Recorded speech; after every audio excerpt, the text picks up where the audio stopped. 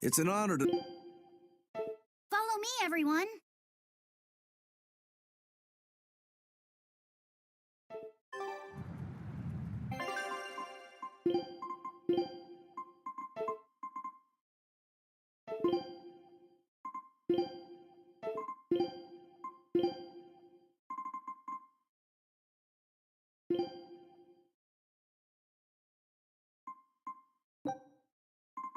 Cooking! Got it.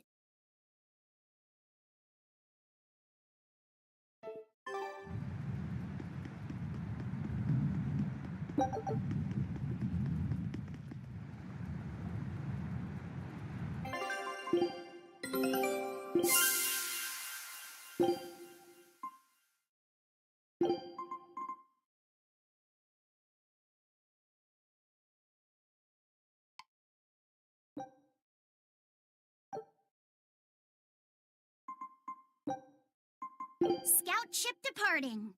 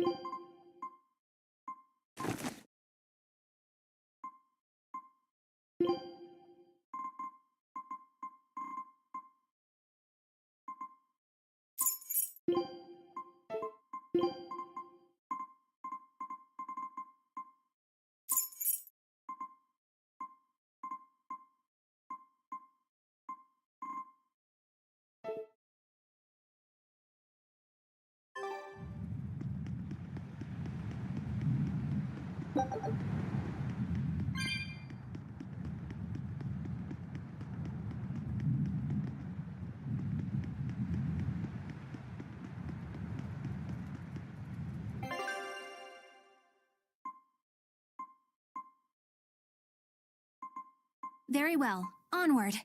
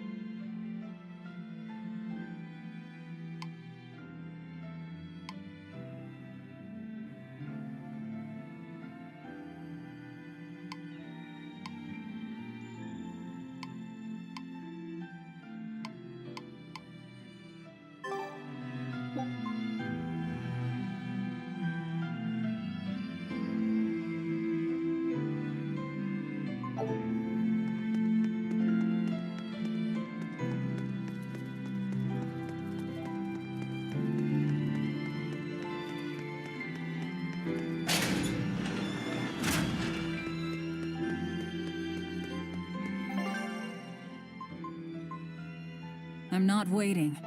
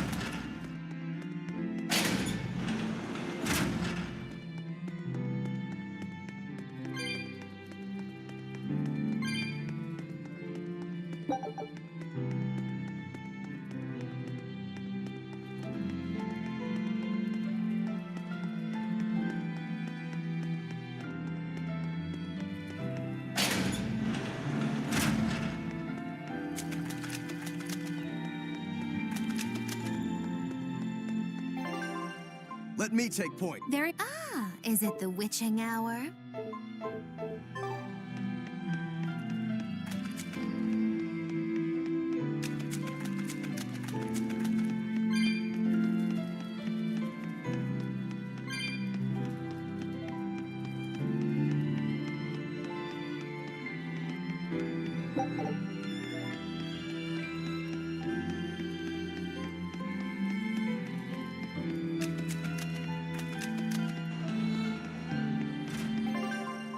I'm not...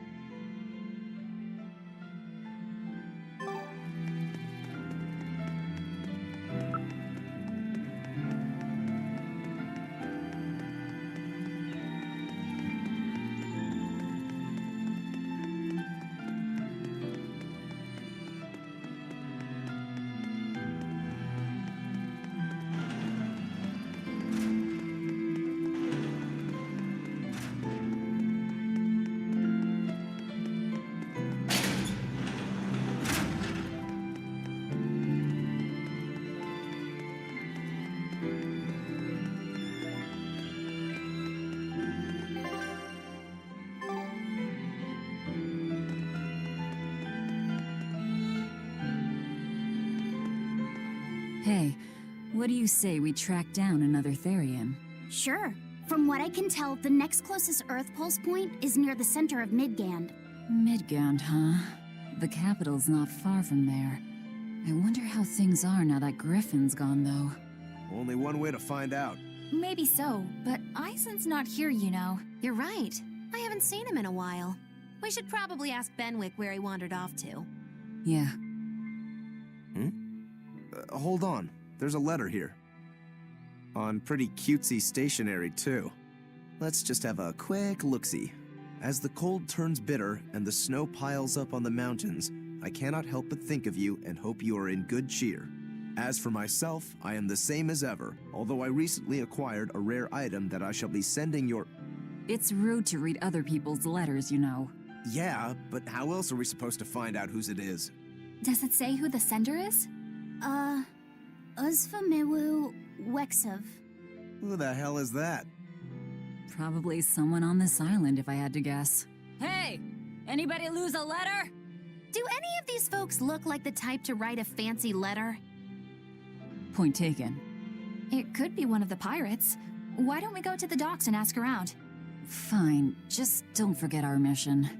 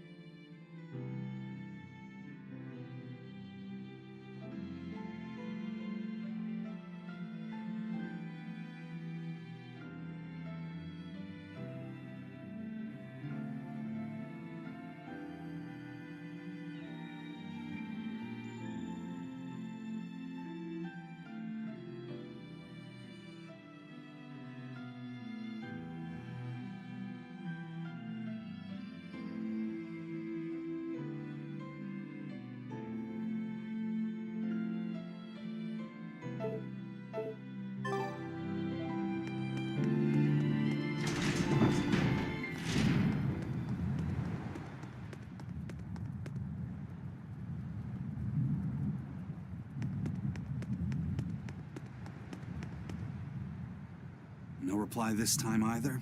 Nah, but she's doing okay. I can say's that much. That's good to hear. I can rest easy then. Now's about getting that pot wrapped. I's got this new sunflower print, huh? How's that sound? Yeah, that one's cute enough. Let's go with that. Did he just say cute? Help you with something? Someone dropped this letter. Do you have any idea who it might... You didn't read it, did you? Wait, it's yours? We didn't read it. Much. You really didn't read it? No, of course not. Put this letter in with the package. Who's got it? When you ship with the Turtles Express, rest assured your mail is in good hands. If you're done here, we're ready to head out. Our destination is Midgand. Yeah, I'm all set. Was he sending a gift to someone? And with a letter, too. Gotta be a lady friend, that's for sure. You think? Either way, that letter was really polite. And did you see that penmanship? Yeah, I didn't know old Reeps had it in him. I can hear you two, you know. Ah!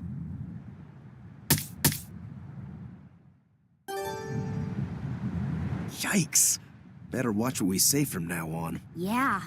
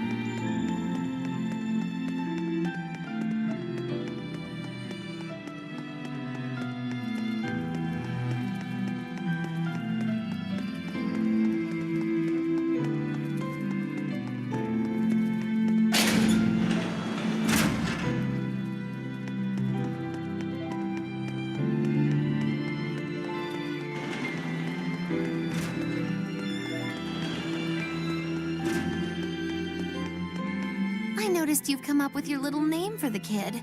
You sure are the sentimental type, aren't you? Oh? Calling him Fee doesn't cost me anything, and it's not like I gave it much thought. That may be the case, but no one else has taken even that token effort. And in doing so, I wonder if maybe you were trying to encourage him to be his own being. After all, one requires a name before he can consider his own identity. Having been given a name, he realizes he is his own entity, separate from others, and a certain formless essence comes to life inside him. And you're the one who set that process in motion for the kid. Whether you intended to or not, you changed him from a puppet into a living being. So what's your point? I've been with you since the start of this journey, haven't I? Wouldn't kill you to give me a nickname, would it? I've never really thought of us as being that close. And besides, you just forced your way into the group. Come now! I know you've got a bigger heart than that! Surely you have it in you to give a nickname to a dear friend! We're not dear friends. And even if we were, I'm not good at nicknames anyway. Please, I'm begging you! Okay then. Moggy. Oh, come on, that's so obvious! Can't you put some heart into it for your dear friend? Fine. Lou. Do I look like an old man to you? You're not even trying! Okay then. Witchy McWitcherton. Interesting. Well, if I had to rank it against 1,000 other nicknames, I'd probably put it at number 1,011. A nickname needs to have charm. It needs to leave a lasting impression. Sure then. Hattie. Now you're just saying what you see! Bookskirt. That's not any better either! Ms. Creepy Eyes. That's just an insult! Look, no nicknames based on what you see, and especially no slandering! Lil Miss Witch who smiles around you but stabs you in the back when you're not looking. Hey, that's personal information! Look, I told you. I'm not good at coming up with nicknames. Forget it! I should have known this wouldn't work?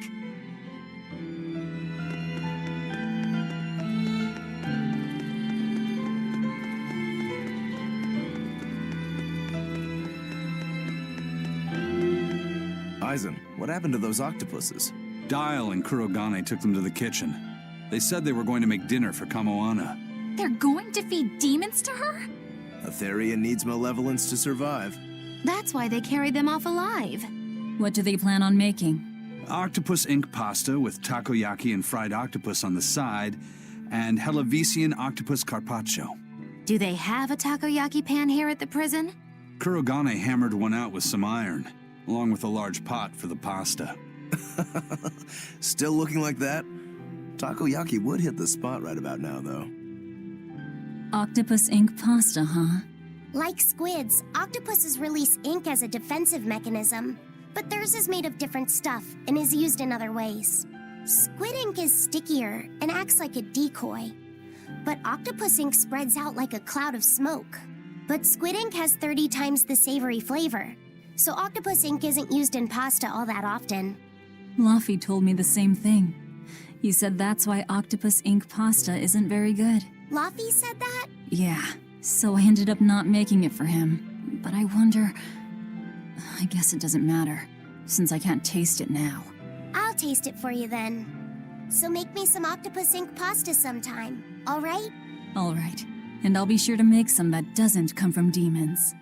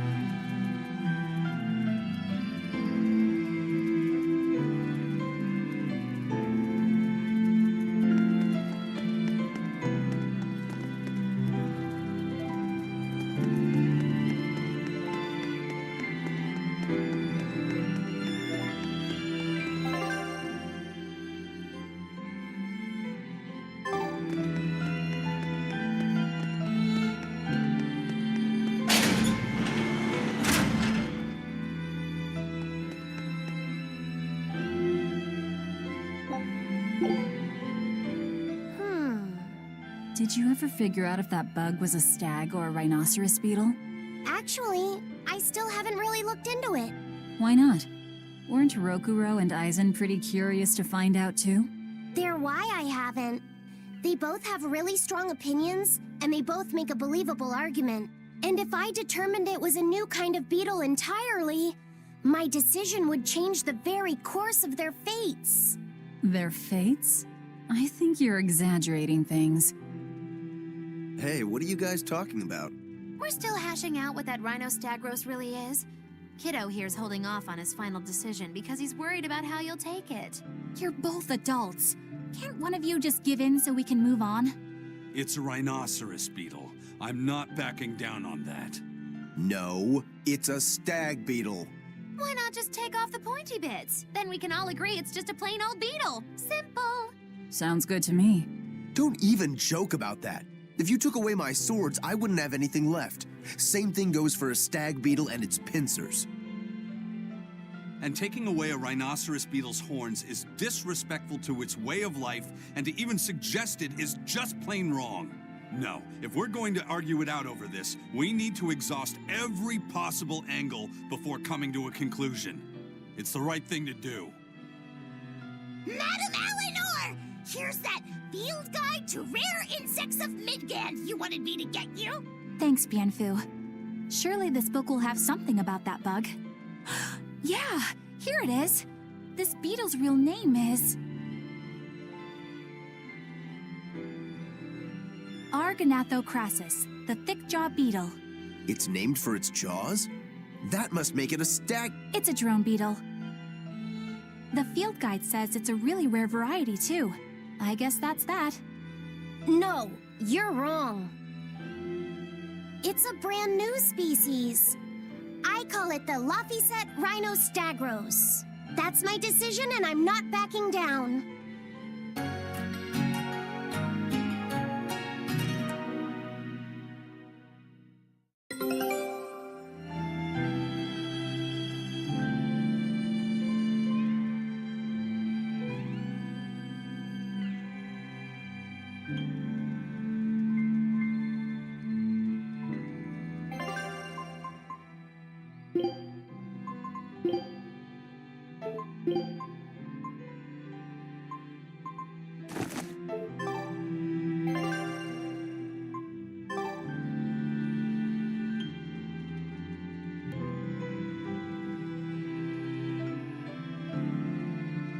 Hey, who did Eisen send that letter and cooking pot?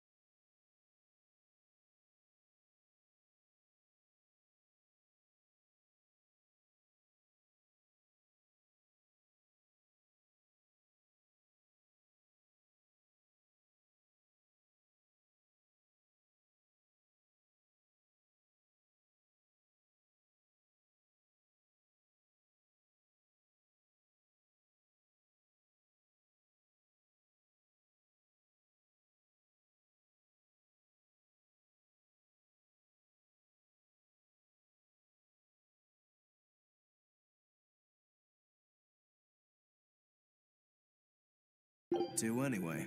I don't want to think about it. That walloping still stings. You've got to be curious though, right? Maybe. It was serious stuff. Whoever it is must be important to him. A lover, maybe. Eisen's lover. A child wouldn't be happy with that cooking pot, and a man wouldn't want it wrapped up so pretty. A young woman with Eisen's tastes, then. He'd be bound to fall for a miraculous match like that, right? I don't know. I bet she's that girl with the yellow umbrella. You really have a thing for her, don't you? I do not. That's not what I mean. Then pray tell, what do you mean? Huh? Eavesdropping, Eleanor? How unseemingly rude of you. Besides, Laphicet is free to like whomever he chooses. You're one to talk about eavesdropping, Moggy Lou. Anyway, it's just that the sunflower design on the wrapping reminded me of her. Now that you mention it, but does it really matter? He has someone to write to in any case. True. I can't help but feel a bit envious. What a nice way of summing it up, Velvet. So you were eavesdropping too, then?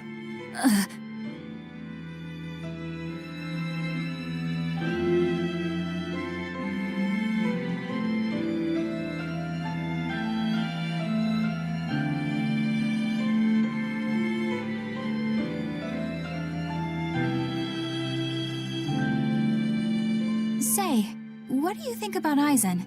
Oh, so that's the kind of guy you're into, hmm? Huh. Not what I'd expect, but... No! I just feel there's something different about him. The way he picks presents, the objects that catch his eye. Oh, is that all? Boring. No kidding. All men have some kind of particular interest, big or small. I suppose that's true, but he seems a bit, shall we say, overly obsessive? Now that you mention it, he does have a tendency to ramble on about various topics. And it's not just the items he collects. There's more to it? Every weekend, he eats curry for dinner, and every time we go into port, he docks at the 3rd bollard. Come to think of it, I heard the galley crew complaining that he always needs his pasta cooked exactly the right way. And when he needs a new outfit, he always goes to the same tailor and returns with identical clothes and boots. It all has to be exactly the same size and in exactly the same color. Turtle says he's very nitpicky. Sounds like he's not so much picky as he is a pain in the ass. But I do see a different side of him now. I thought pirates were all rough and filthy, but it seems they can be quite meticulous. Not much of a reassessment.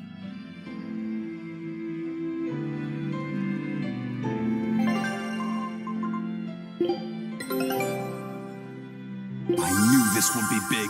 What a treasure!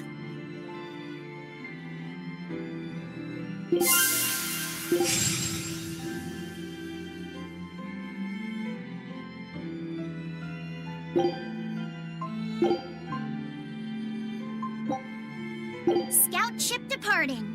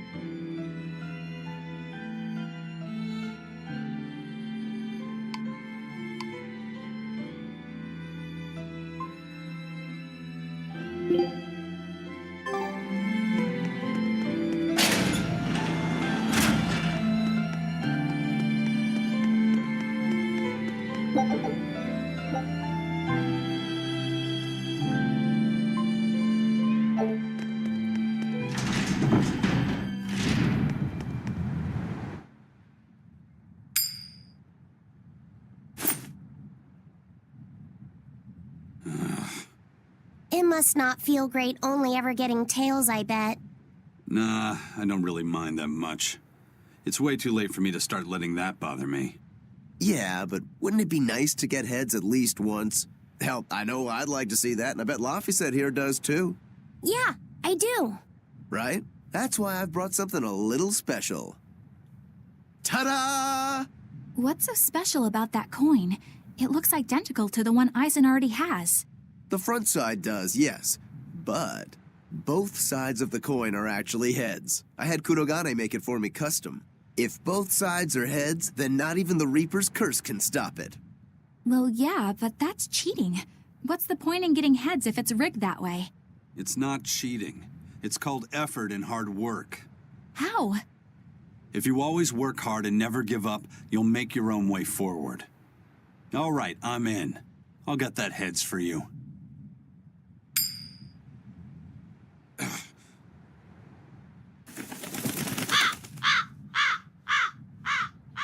What? That crow just flew off with the coin. Those birds are attracted to shiny objects, I suppose. Damn it! I can't even win against a crow. Don't sweat it. I figured something like this might happen, so I had a backup ready. Go on, give it a shot. You'll show that curse who's boss this time. All right, here goes.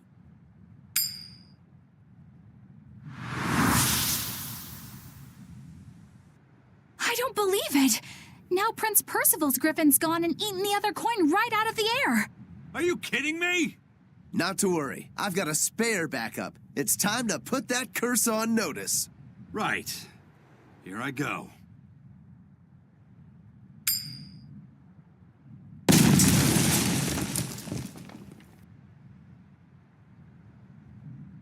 You gotta be kidding me. Reaper's curse or not, does it really have to go this far over a damn coin? It's fine, really. I had a feeling it'd turn out like this. Well, I sure didn't. Yeah, me neither.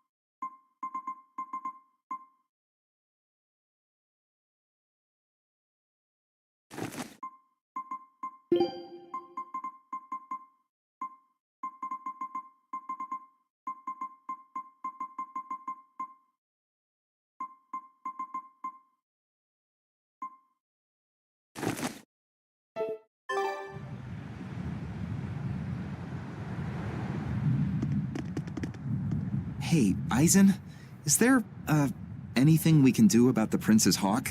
Griffin, I mean. Every day, it goes out on these hunts or whatever, and brings back the weirdest stuff. It's making a real mess out of the deck. Hawk's hunt. What's the big deal? Well, yeah, at first it was bringing back good stuff like seaweed and fish, things we could cook with. Sure, I was glad for a while. But then it started to escalate. Now we're talking 150 kilo amber cants and 350 kilo killer swordfish that it's catching. That's not a bad thing, is it? It just means more to eat.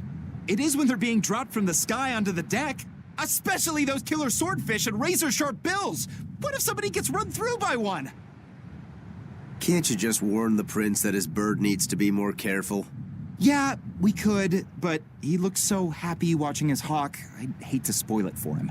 Yeah, the prince looks so happy whenever Griffin is flying free. He kept grinning and asking Grocky all nice-like if he wanted to fly some more. Grocky? That's what Kamawana kept calling Griffin. She says she came up with it by combining Griffin and Hawk. This is probably the first time in the prince's life that he's tasted any freedom. His whole life, he's only done what duty dictated of him. Letting Griffin fly was his first free act. To the prince, Grocky's an extension of who he is. So what are we going to do? Nothing, really. It's not like it really hurt anybody. But it's punctured some major holes on the deck. I'm sure even the prince knows when to rein it in. Let him have a little fun. He deserves it. I don't know about all that. I'd say the prince is letting his newfound freedom get the better of him. Hey, I was just up on deck and it looks like Griffin's caught an elephant tuna this time. An elephant tuna? That's the really big tuna that can swallow a killer whale whole, right? That almost sounds like a demon to me. Yep, huge fish, gills like elephant ears. I saw it myself. From the looks of it, I wouldn't be surprised if it was a demon. It's crazy valuable. On a good day, it can fetch 20 million gold on the market. But there's something ominous about seeing it hovering in the air above the ship. 20 million gold? I take back everything I said. The prince and Griffin can do whatever they want. Did she say above the ship?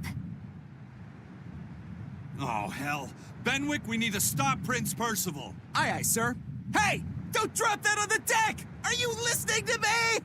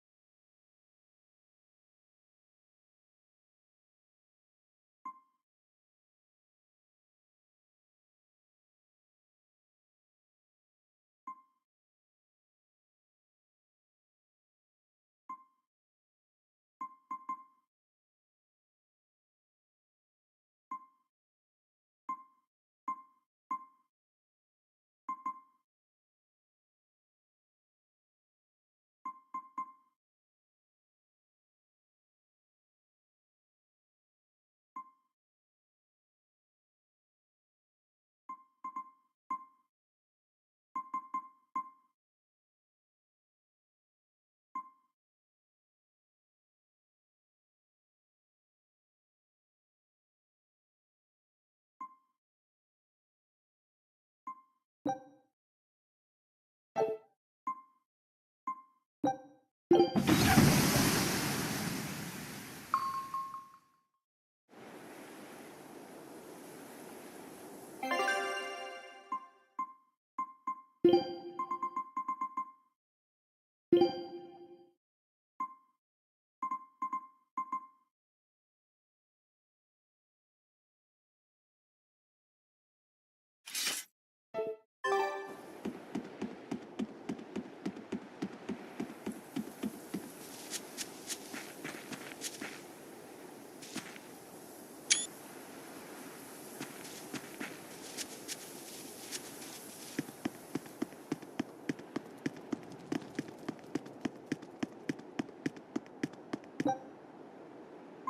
can do this! Here! Killing flash! But I'm this close, I won't miss! Form zero!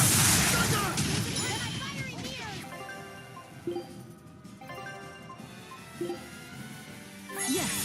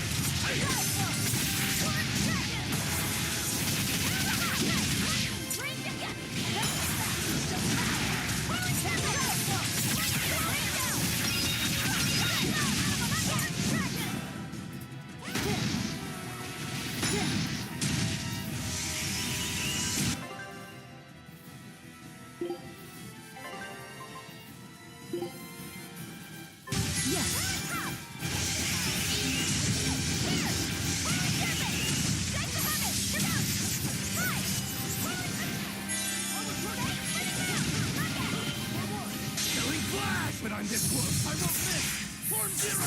Thunder! See this? Double hit! See this? I'll stop you!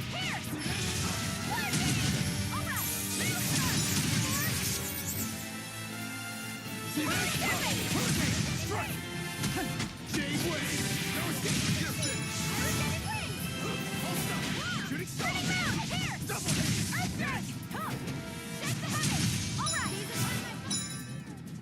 Four! Hurricane! Double hit! 4-4! this?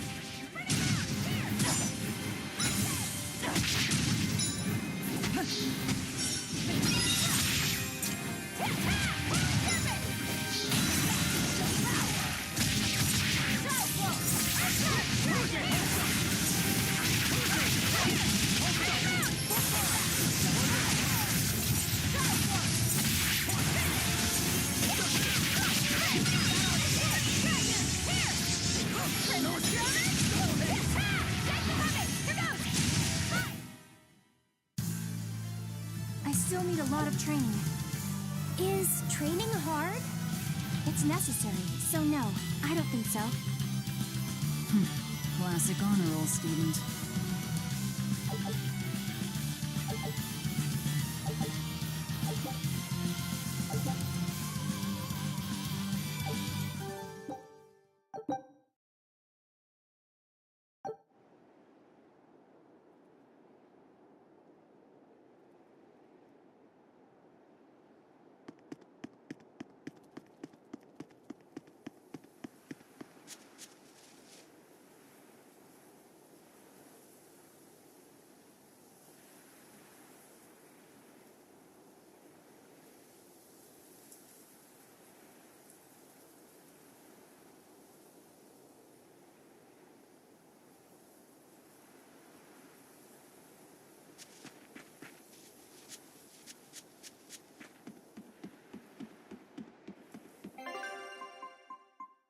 Shall we be off, my mo- I can handle.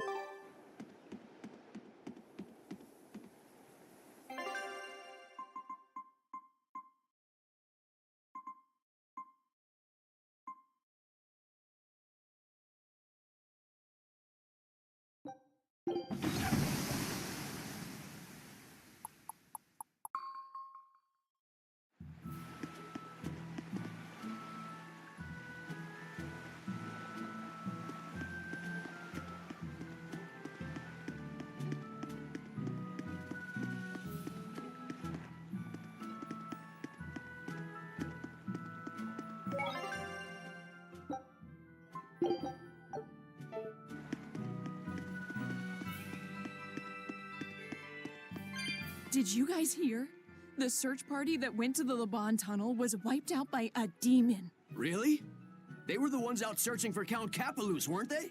You mean the one who managed to get kidnapped? Despite everyone else at his manor, servants and children alike, getting killed? You'd think noblemen like that would have some decent exorcists among their personal guard. Suppose he did. But I heard every blade there, sword and spear alike, was found chipped and cracked to hell. What kind of demon could do that? Who are the Capeluses? They are one of the great noble lines. on par with Oscar's Dragonia family and have served Midgand for generations.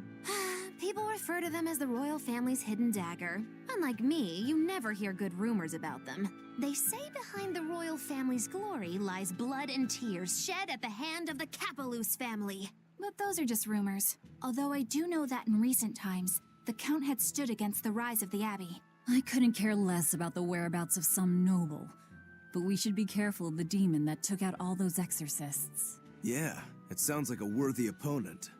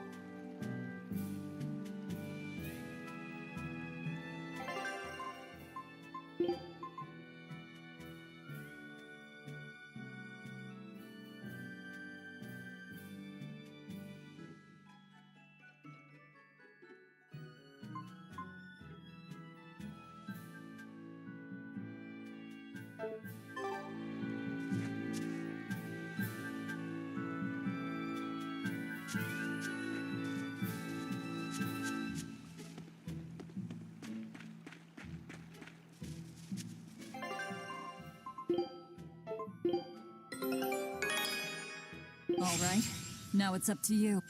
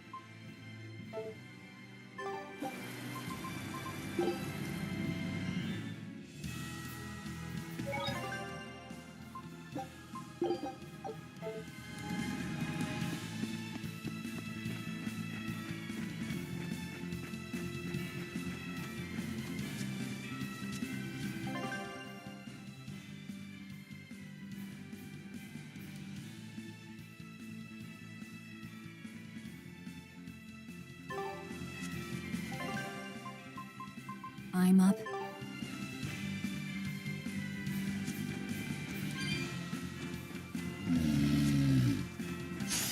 I'll finish this quickly.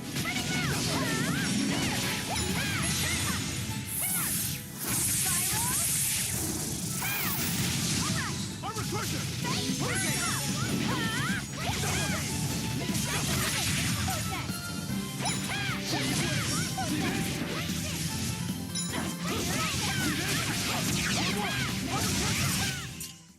Victory is ours.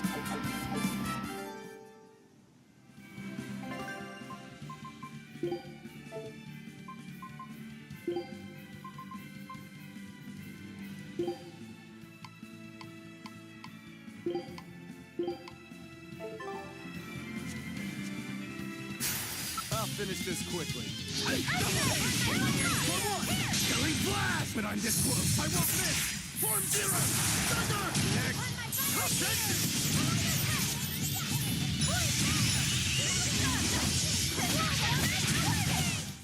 I'm not one to go easy.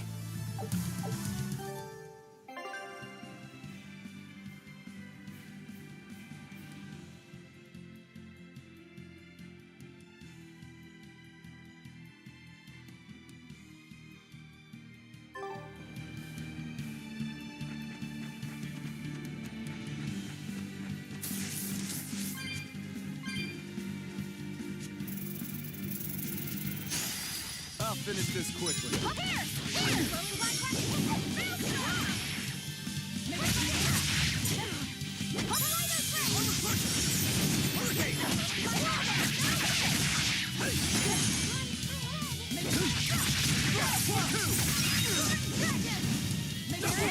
See this?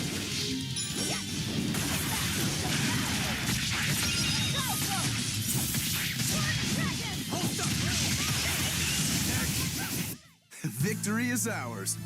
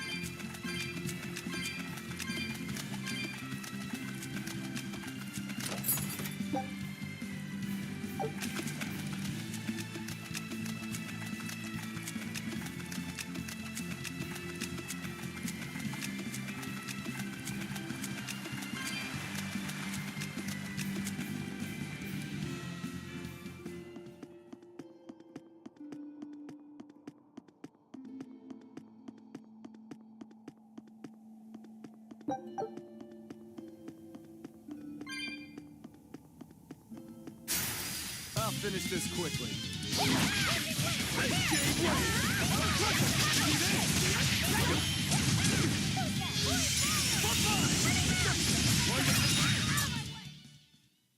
You're not hurt, are you? No, I'm fine.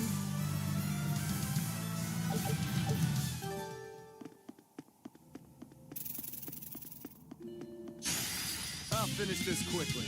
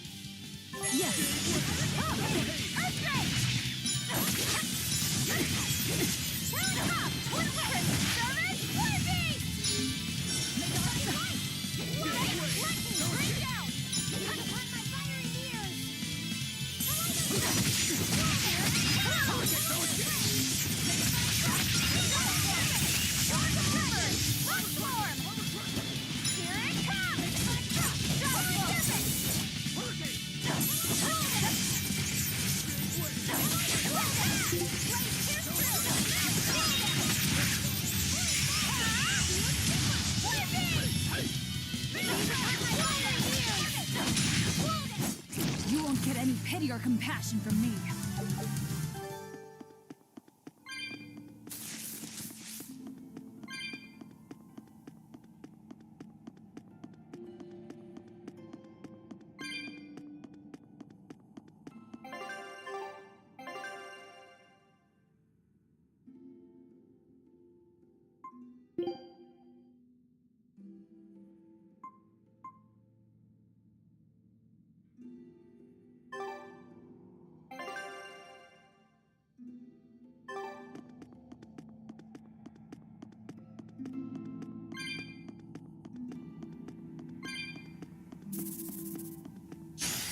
We can do this!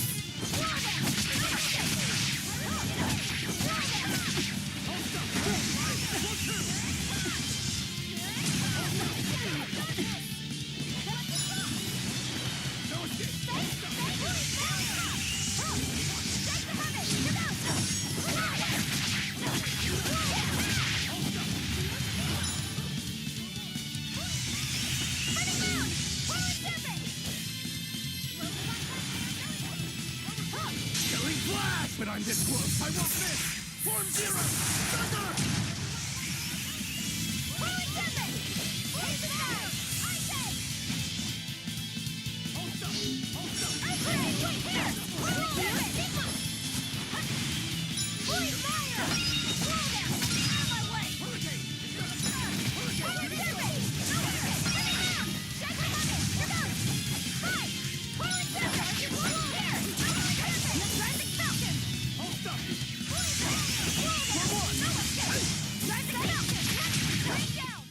I refuse to fall here.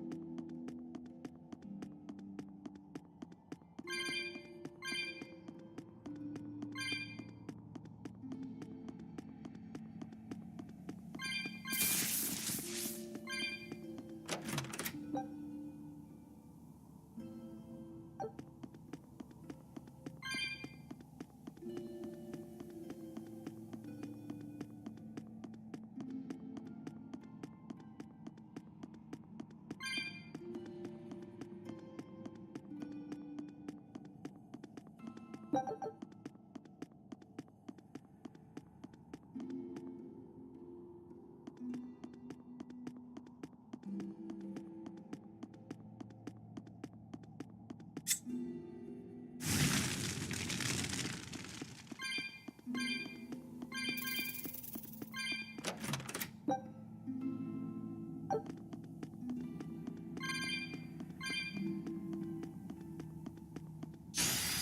can do this!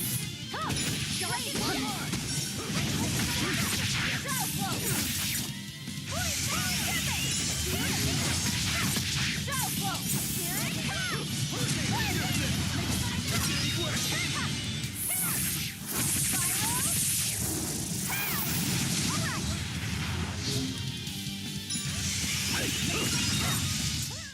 Hey, is everyone all right?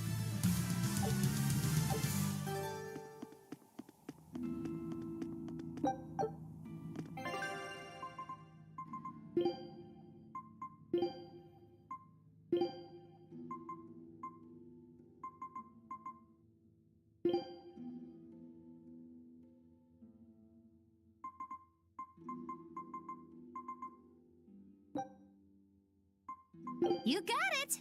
Fire burn and cauldron bubble!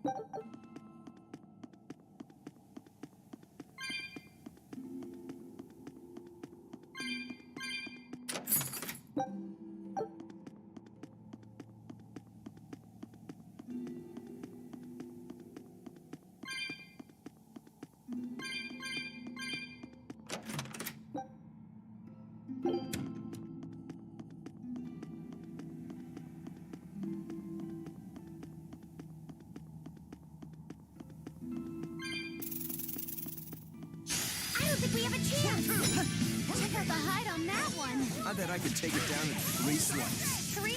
More like 1,000, I bet. This isn't the time to be kidding around, you guys. I'm not kidding here.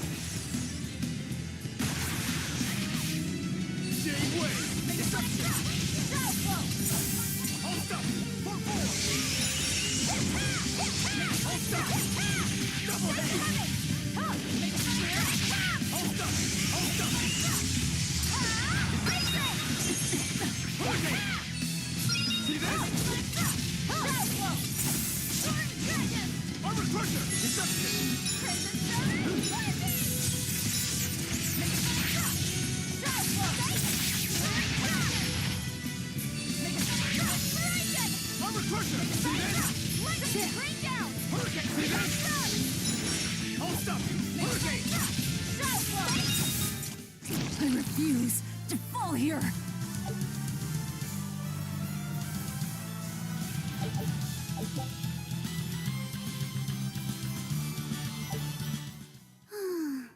We won.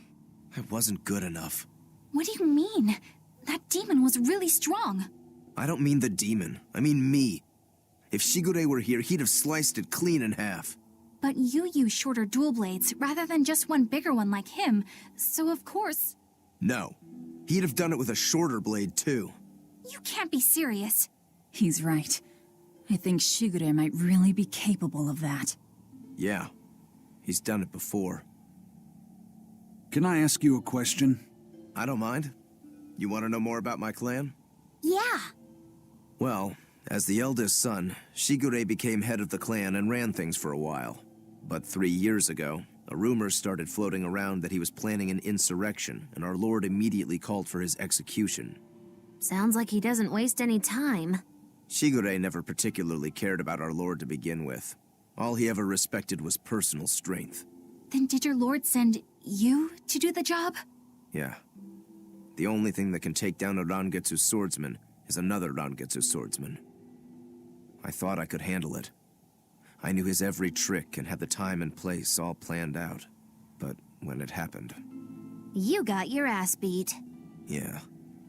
He made a fool out of me. I came at him with a greatsword, and he just used a small one. All the training I'd done, I couldn't land a hit on him. A rude awakening if there ever was one. Damn straight. I couldn't deny it. Shigure cast aside my greatsword and just laughed. Train harder, he told me. I was so frustrated by my weakness, my inexperience. So much so that I wanted to end my own life. So much so that I turned into a demon. Rokuro. In the end, Shigure escaped, and I was arrested for failing to perform my duty and sent to the prison island. And the rest, as they say? So you regret not being able to kill your brother? Huh. I know it sounds crazy, but that's just who I am. I'm not here to judge you. I'm just using you for my own purposes. As long as you fight my enemies, that's all that matters. That's the plan. That's what I do best as a demon.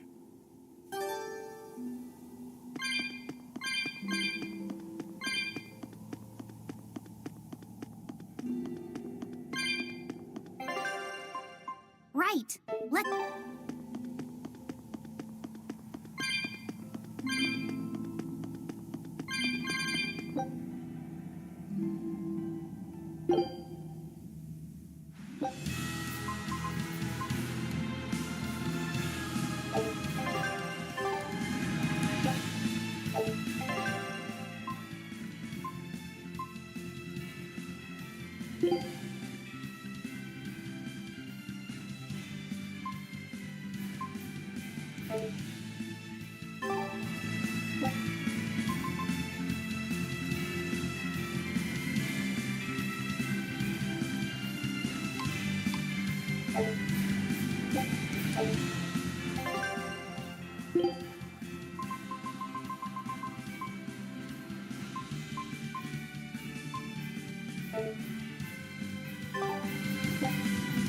A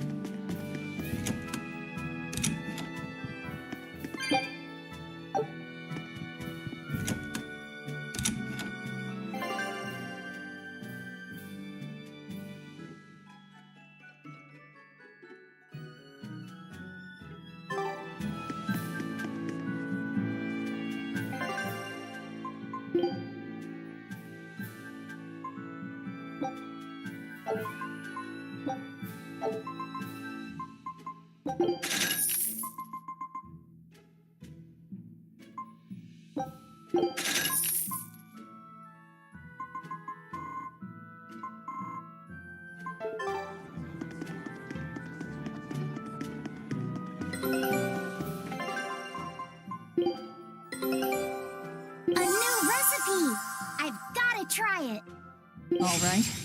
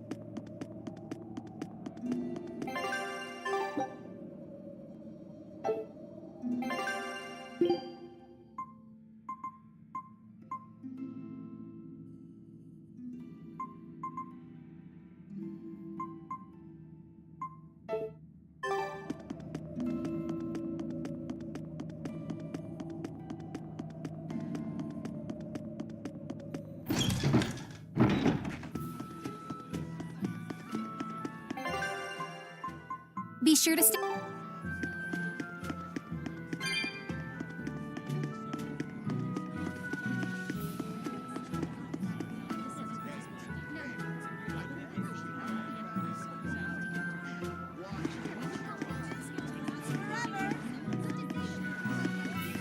Select cuts. Finest meats. Beautifully marbled trickle bar meat here. Just $1,000 entire stock is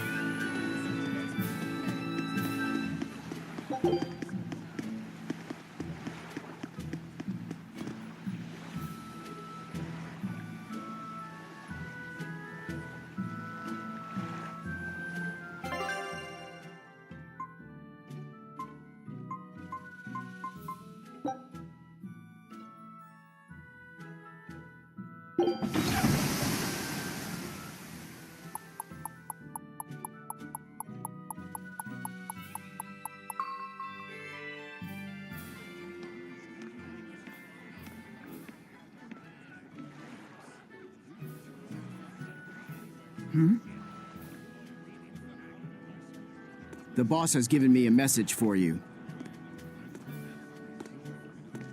Says there's some sort of nasty demon running around in the Aldina Plains, to the east of Logris. She thought it might be the one you're looking for. Wasn't the Eastern Highway closed off from Logris? That was only temporary. It's back open now. If you follow the road, you'll reach Stonebury Village. There you'll find one of ours who actually saw the demon. You want to know more? That'd be a good place to start. Got it. Hey, that's the same direction I sensed the... Give Tabitha our thanks.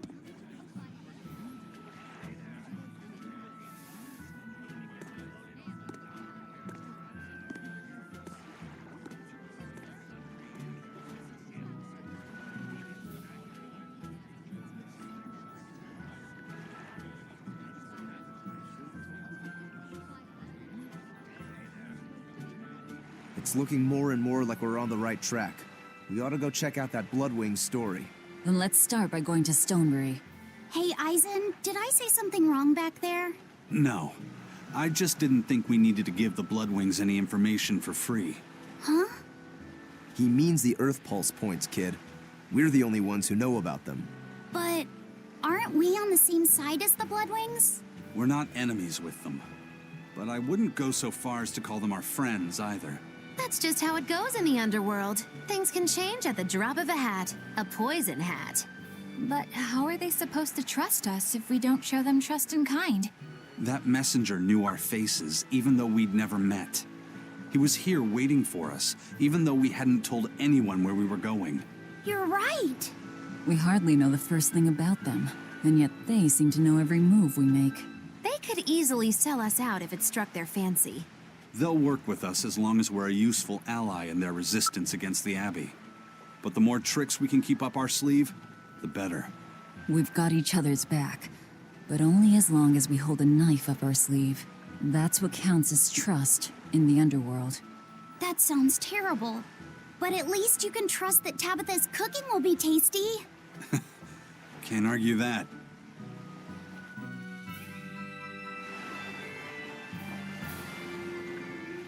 This is everyone's first time to Stonebury, right? Why was it blocked off? Demons? No, there was a great tornado on the Aldina Plains that swallowed up a whole merchant caravan.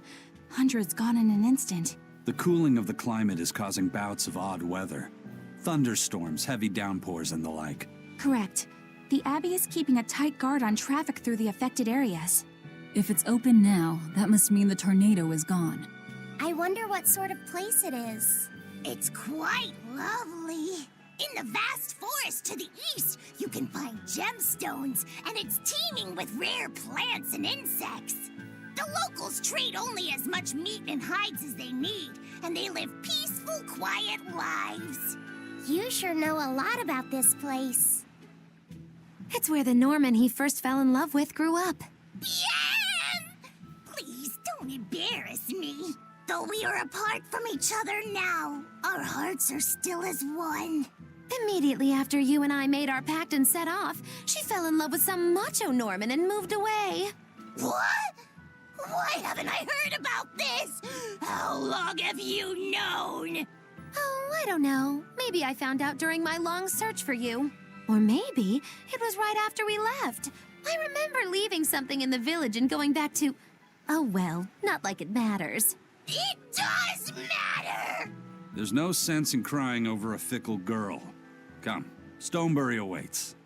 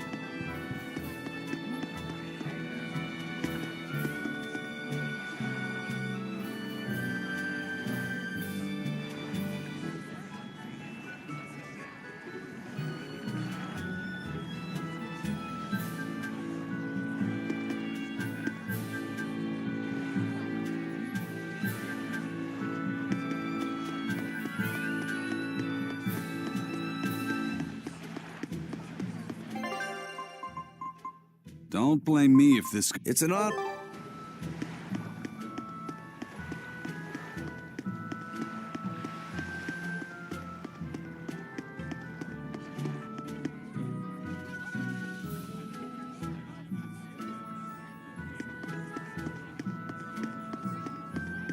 The Eastern Plain is finally open for travel. I hear that the people of Stonebury are alive and well. My husband and I can breathe a sigh of relief.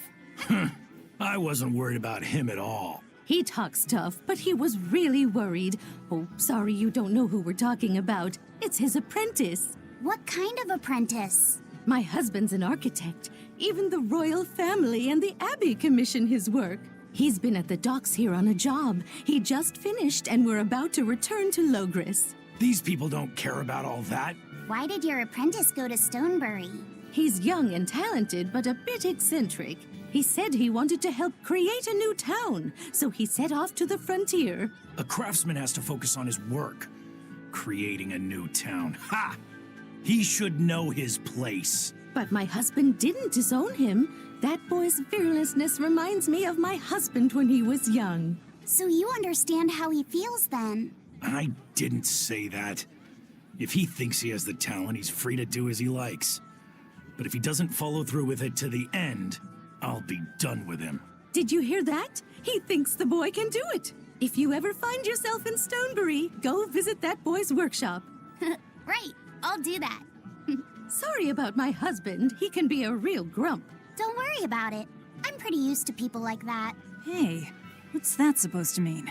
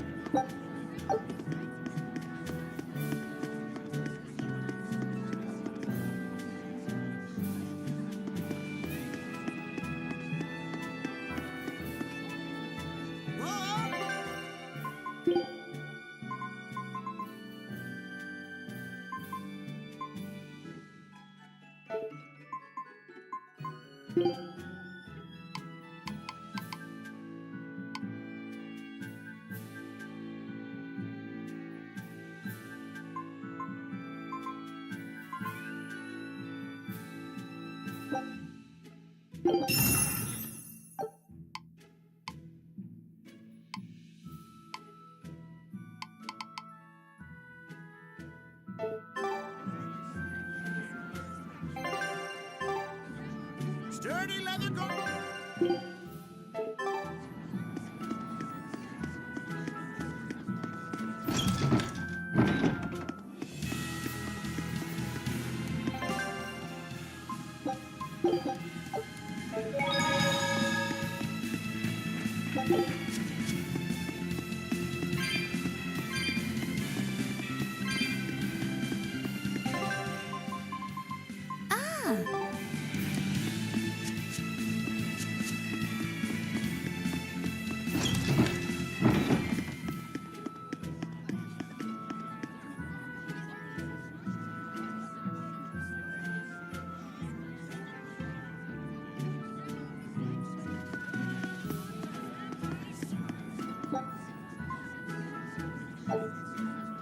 Need to stock your pantry.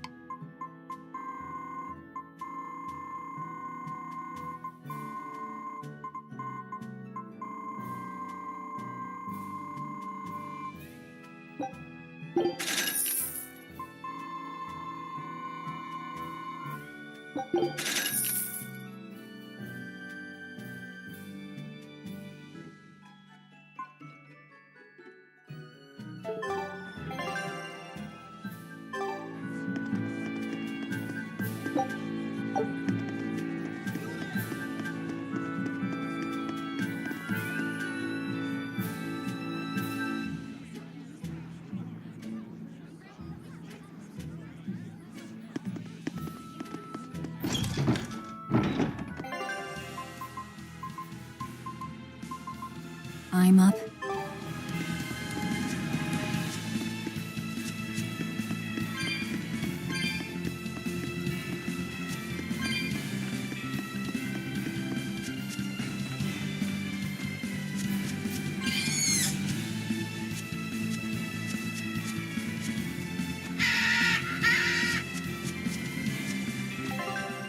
Right.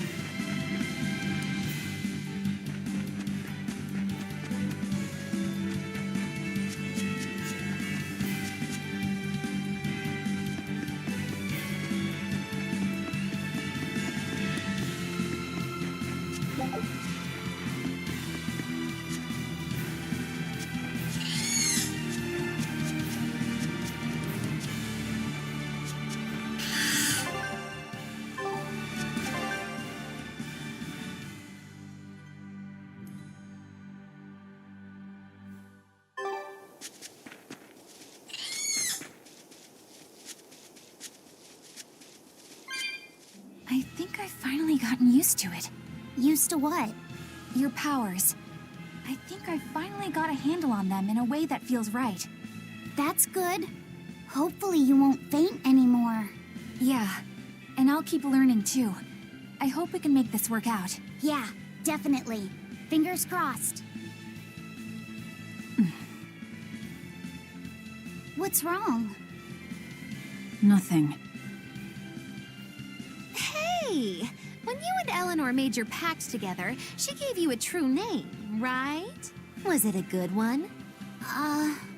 True name? What's that? It's a special name in the ancient tongue given to a Moloch as a necessary step in forming a pact with a human. I gave Bienfu the name Fushi Cass. It means thing. That's pretty messed up. It's just my own little way of showing affection. So what kind of name did you get, Laphicet?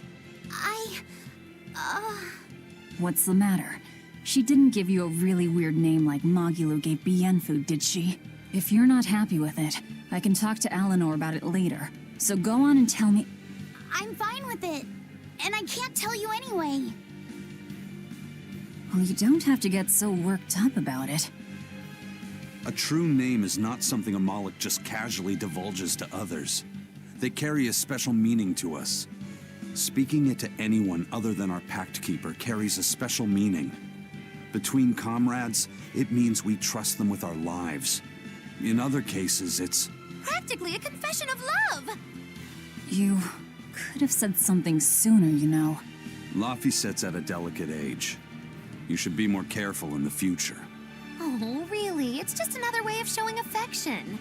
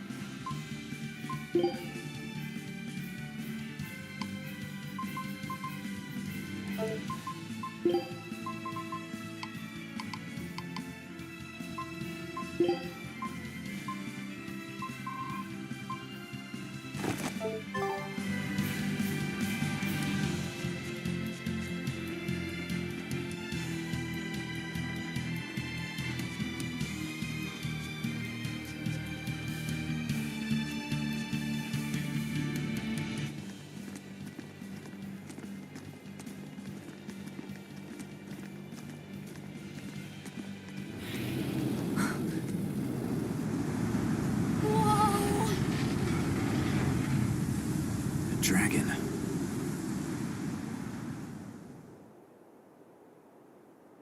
That's gotta be the demon Tabitha wanted us to know about.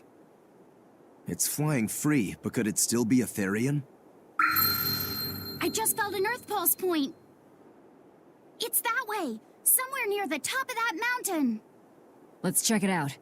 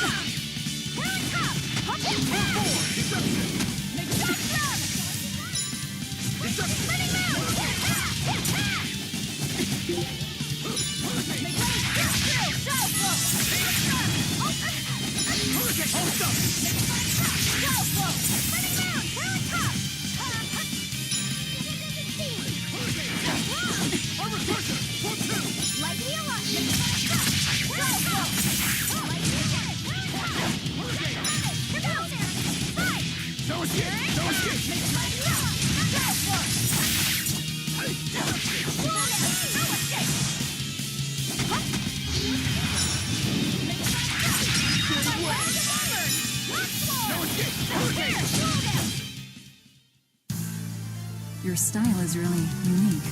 Just wait until I pull out the good stuff.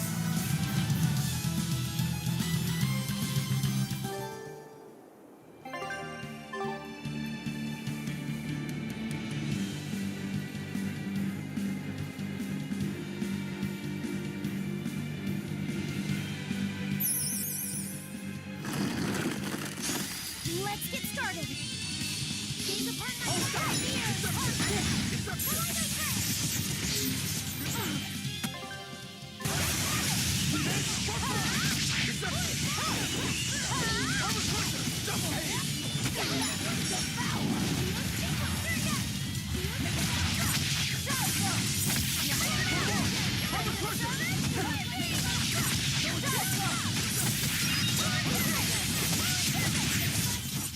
You won't get any pity or compassion from me.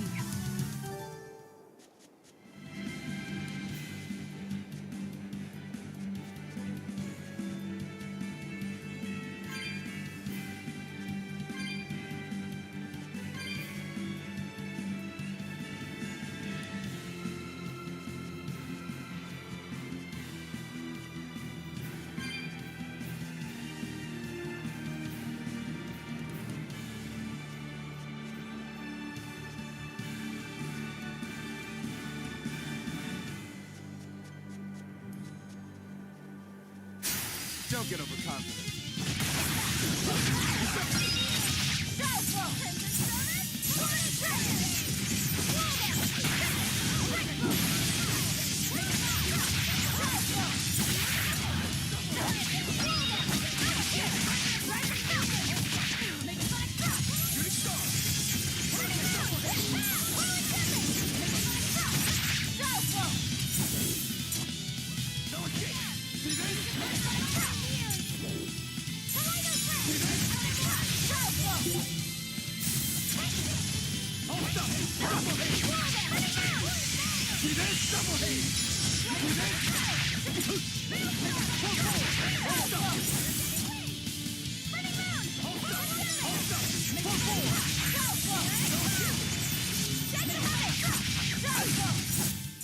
Sorry to cut you down.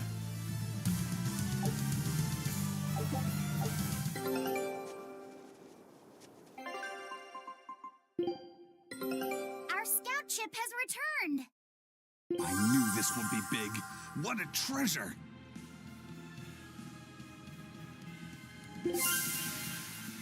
All right, now it's up. Show him how Ifreed's crew can sail.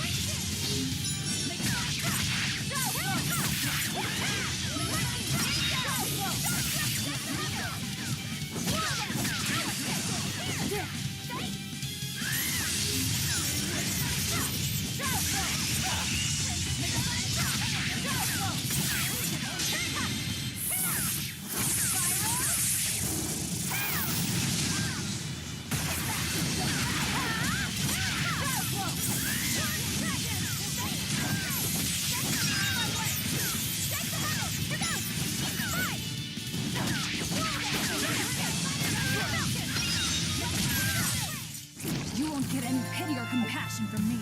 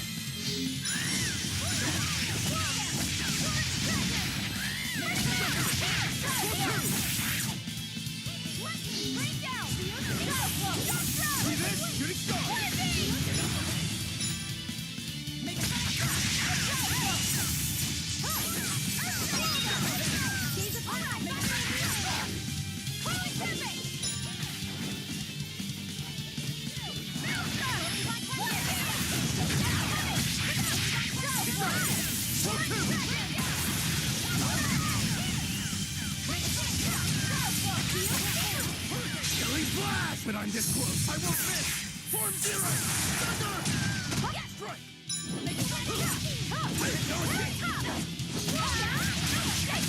No mercy. Wounds that will shoot.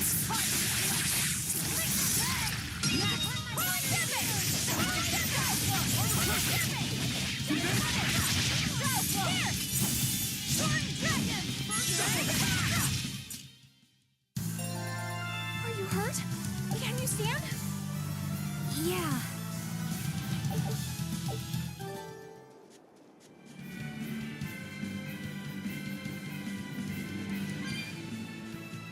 Yeah, I can really feel the earth pulse now. It's up above. Guess we're in for some mountain climbing then.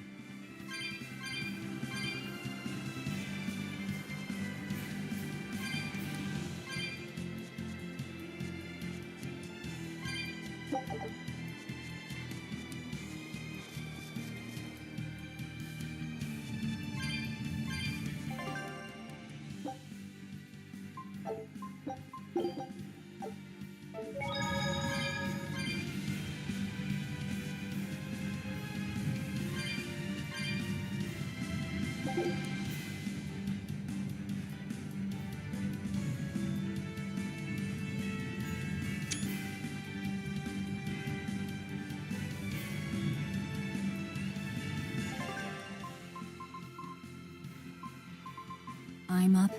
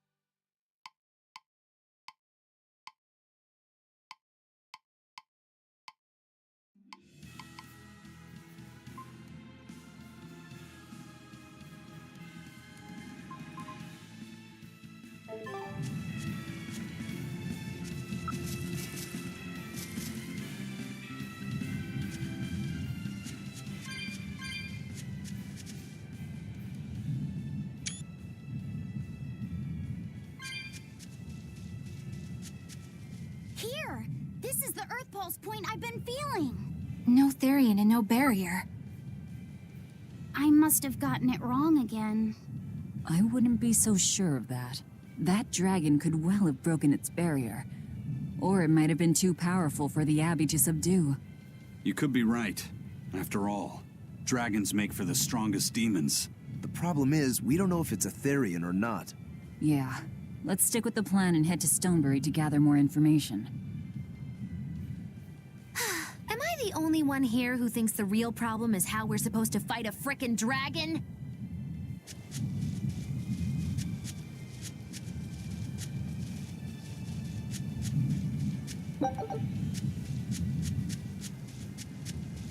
I can't wait to take a good look around.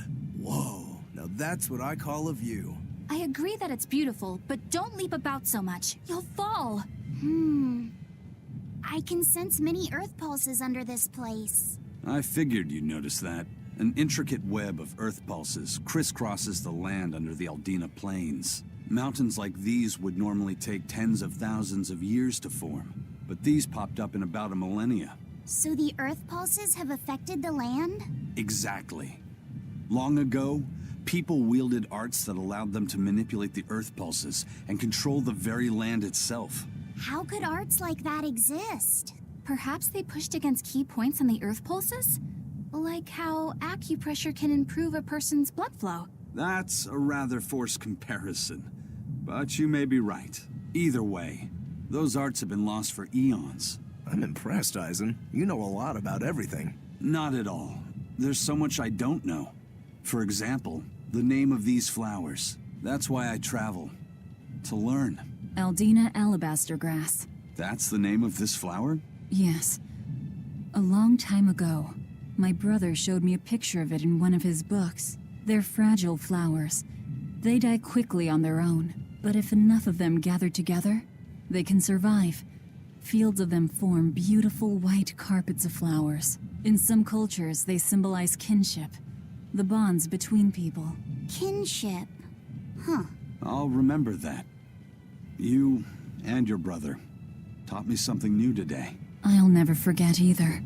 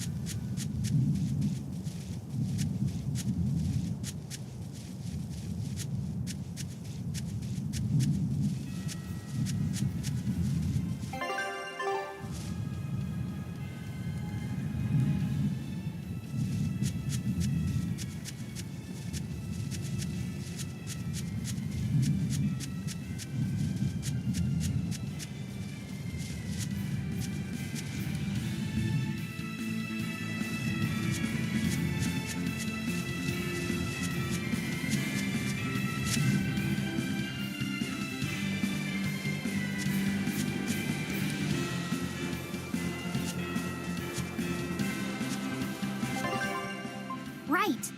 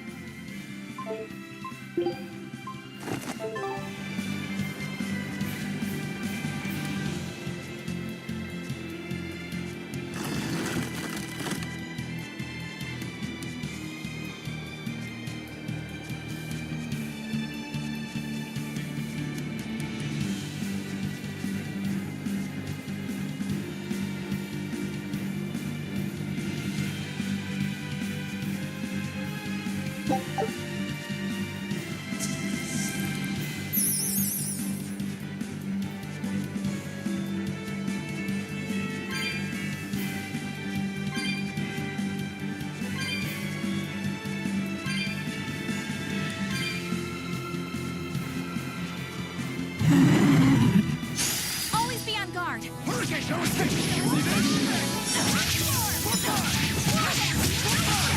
Under pressure! Double haze! See this? Hold up!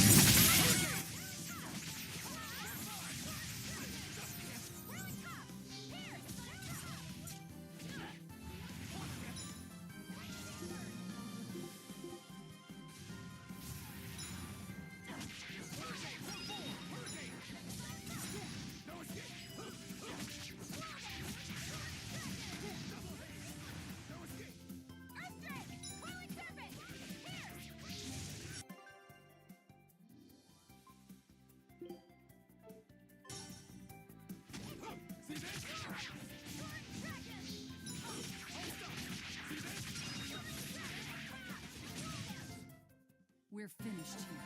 Let's go.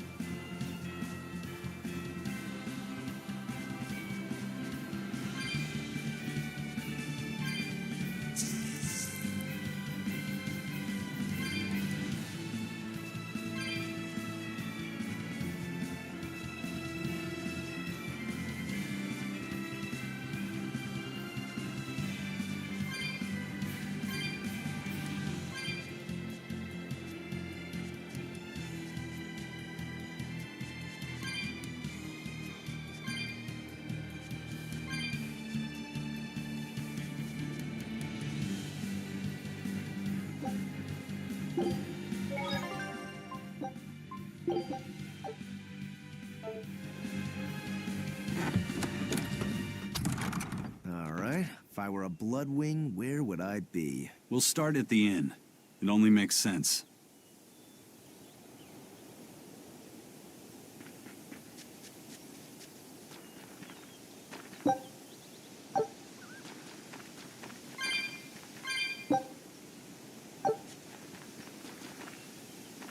Raspberries, strawberries, blueberries, they all grow in abundance around Stonebury.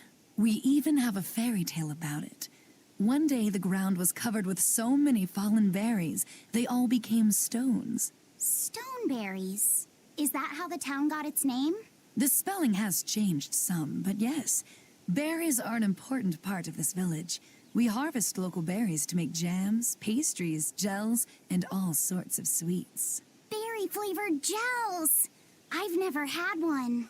We've exported our jam and fruit for a while now, but our raspberry gels are still being perfected. Aw, rats. Are the vegetables growing in that field special too? I don't think I've ever seen anything like them before. You've got sharp eyes. But that's right. They're a rare species of wild potato. They're red and they're called radish bells. We discovered them in the mountains nearby. Sadly, the potatoes are actually highly poisonous. Really? They look so good. They do.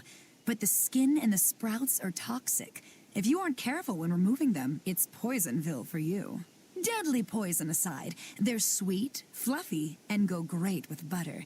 And when they're fried nice and crispy, they're the best. So just skin them and sell them. What's the problem? Yes, we've thought of that, but the way they are now, you have to peel off quite a bit before you get to the edible part. Peel one as big as your fist, and all you get for your trouble is a bit of meat the size of an egg yolk. That's why we're selectively breeding them. One day, they'll have only a thin layer of poisonous skin. Why not breed them to get rid of the poison altogether? With no poison, bugs will eat them, and they'll be more vulnerable to cold and heat. With potatoes, as with people, getting rid of everything harmful isn't always for the best.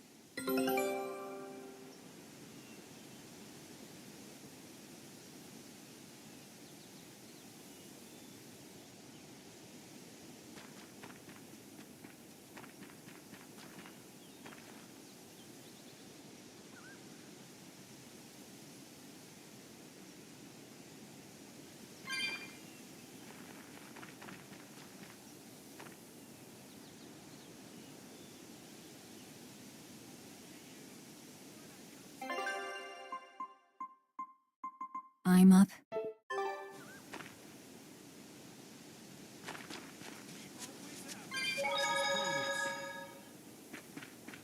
We have new sorts in stock. Have a look.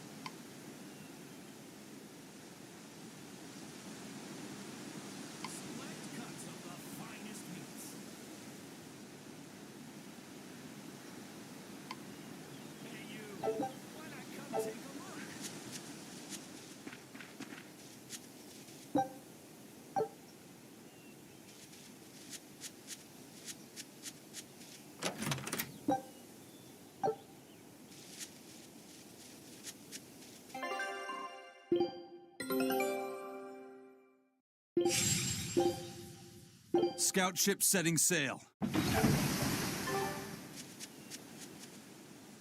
I was on my way home from a trip to Logres, crossing the Aldina Plains, when I saw it. Rain was pouring as if from buckets, and the wind was so strong I could hardly stay on my feet. From the vast darkness of the sky, a monster of tremendous size descended, like the essence of the storm itself. A huge flying demon? At that moment, a group of exorcists leapt out from their hiding spots and began to battle the demon beast. But it met their swords with its fearsome horns, and a swipe of its tail threw the noble exorcist's back. Horns? And a tail? Where did the demon go? I couldn't tell you. I was so frightened, I ran away and never looked back. I hope the Abbey can get rid of it, but the beast took out 3 exorcists with a single blow. Come to think of it, another person was there too. He faced the demon and told it to stop. Zavid. If you're going to the Aldina Plains, you'd better be careful.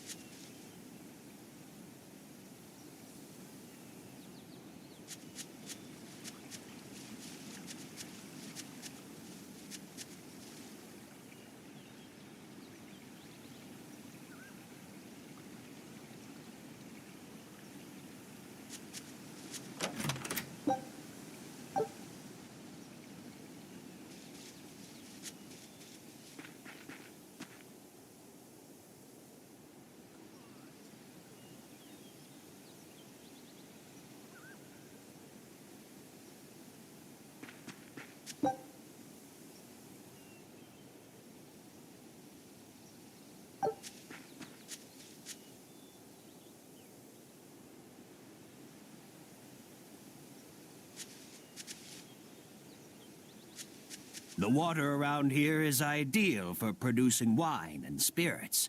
I've been thinking about fermenting something new. What will you make? This region's specialty is berries, so a berry wine? But the chilly air and level of humidity here should be just right for making an amber draft, don't you think? Considering the geography around here, the water must contain a high mineral content. If you use it to make a rice wine, the taste will be unique. I've considered all those options, but I must create something that can surpass my greatest rival, Sleeping Princess. But that's nearly impossible to make. Exactly. Not an easy task, to say the least. Sleeping Princess is made by filling an emerald cask with water from an enchanted mountain spring and sitting it in direct sunlight for 7 years. The water's magic causes it to change color each year. When it reaches the same deep green hue of the cask, it's ready. Solar fermenting, huh?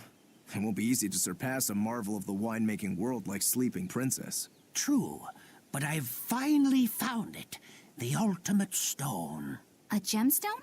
Will you make a cask from it? That would just make it an imitation. No, what I found can only be called a natural rock filter. You're filtering wine with a rock? Deep in the heart of these mountains, I found a stone that absorbs liquids. I tried using it to filter a berry wine. The taste of it was unbelievably crisp and bright. It preserved the luscious richness of the berries, while adding a clarity that left me breathless. I call it Pure Land wine.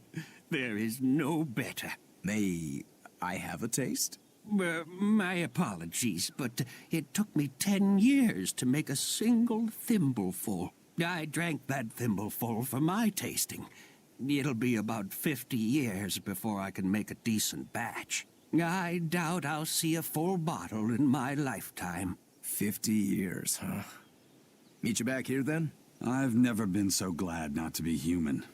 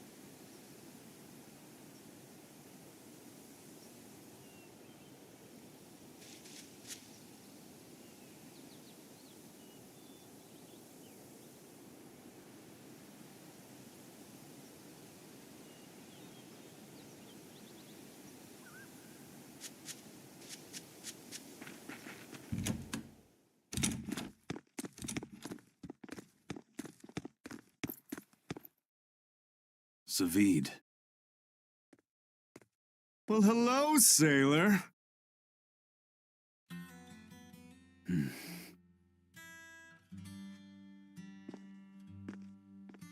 Are you waiting for someone? Nope. Just saying a prayer for someone. Someone? Let's go. Clearly there aren't any Bloodwings here. You're just going to leave? I'm right here. Everybody has times they need to be alone.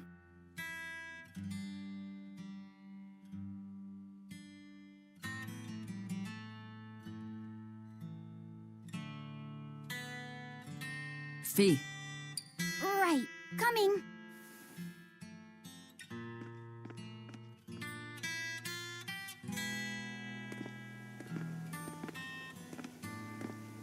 What do you think he was praying about? Well, for one thing, He was drinking a bottle of Thorny Forest. Oh my. The drink you share with your special someone when you're going to be married for life! How romantic! But getting your hands on that stuff is no small feat. I can only hope I'll get a chance to taste it someday.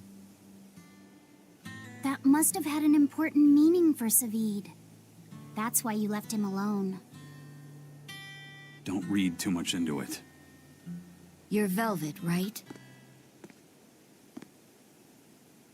Huh, you must be the one who's seen the demon we're after. We saw a big snake-looking dragon fly over on the way here. Is that what you saw too? Yes, that's the one. It nests at the top of the mountain in Aldina Plains. We went to look ourselves. No dragon. It only returns to its nest on rainy days. Rainy days, you say?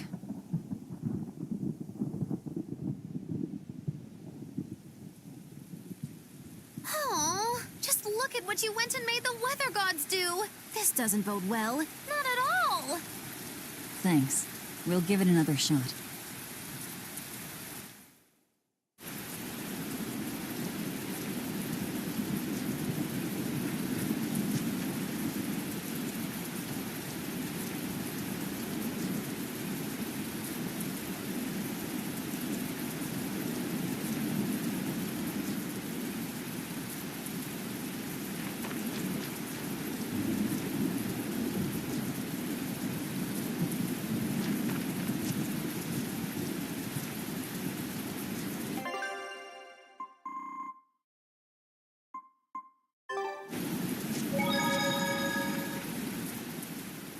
Stoneberry hasn't had much luck growing just yet, but this pioneer town has a lot of potential.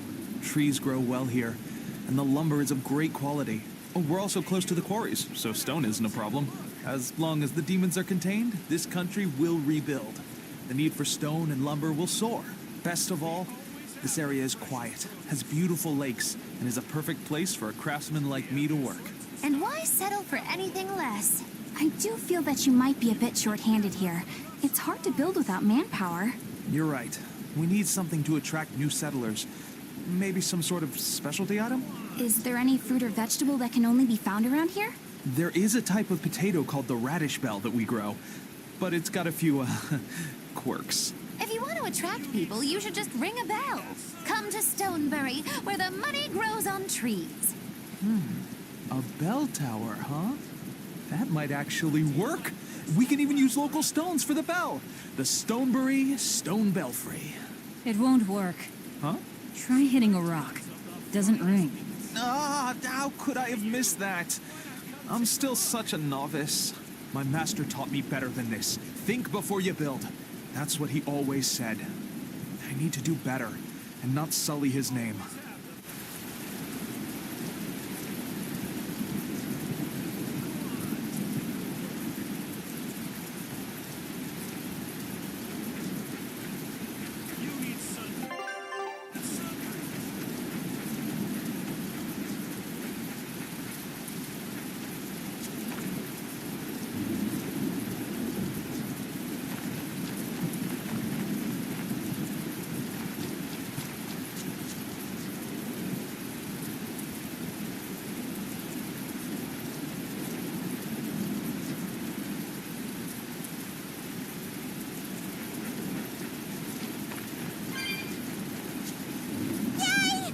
What are you gonna do with all those? Make jam?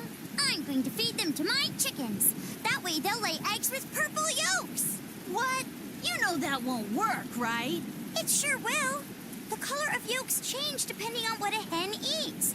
My grandma taught me that. Actually, we always feed our chickens corn. Is that why their yolks are yellow? What are you gonna do with purple eggs anyway? Tourists are coming from the capital again, right? I bet they've never seen purple eggs, so I figure I could sell them for a lot. Maybe I can even make our village famous! You've thought this out, but will they really sell?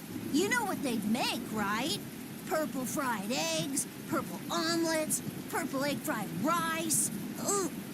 Hey, would you want to eat a purple omelet? Strange things sell, right?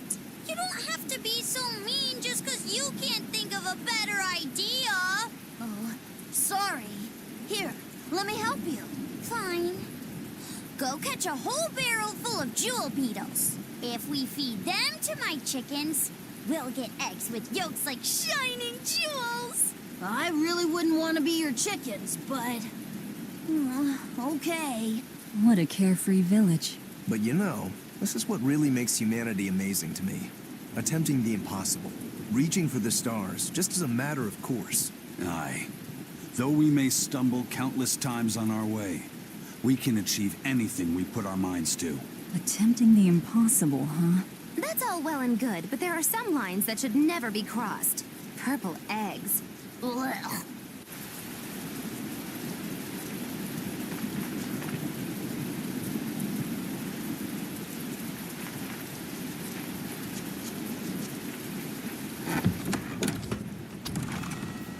Hey there.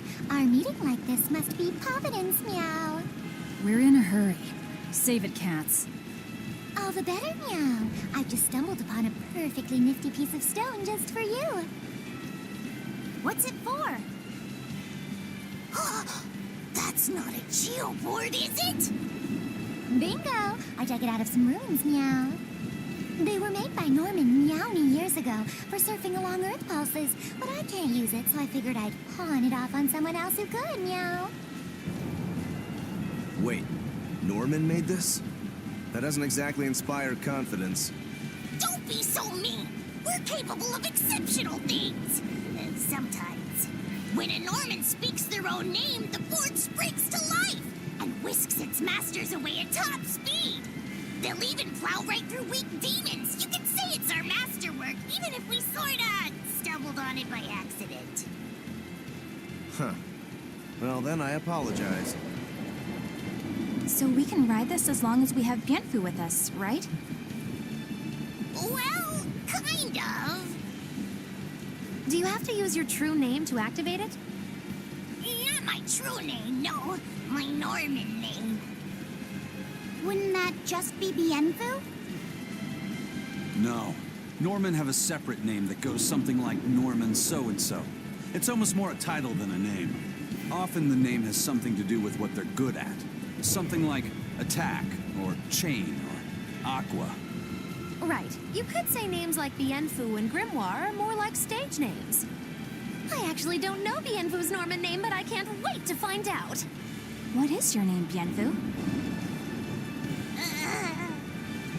Come on, out with it. We're in a hurry. Norman Brave. Whoa, look at that! Wait, Bienfu. Your Norman name is Brave? That is so deliciously absurd! Why do you think I've never told you before, Behead? At least the board works, meow. And if we get on this board, it'll move us around? Well, about that. The board propels itself by pushing against Earth pulse flows. To do that, the board needs information on the flows, but this one here's a completely blank slate, meow. First, you need to find the geotrees in each area. They serve as a conduit between the surface land and the Earth pulses, meow. Once you've actually located a geotree, you can record that area's Earth pulse data into your geoboard, meow. Got it. This area's geotree is right over there, meow. All right then. So long as we find more geotrees, we'll be able to use the geoboard to travel much more quickly.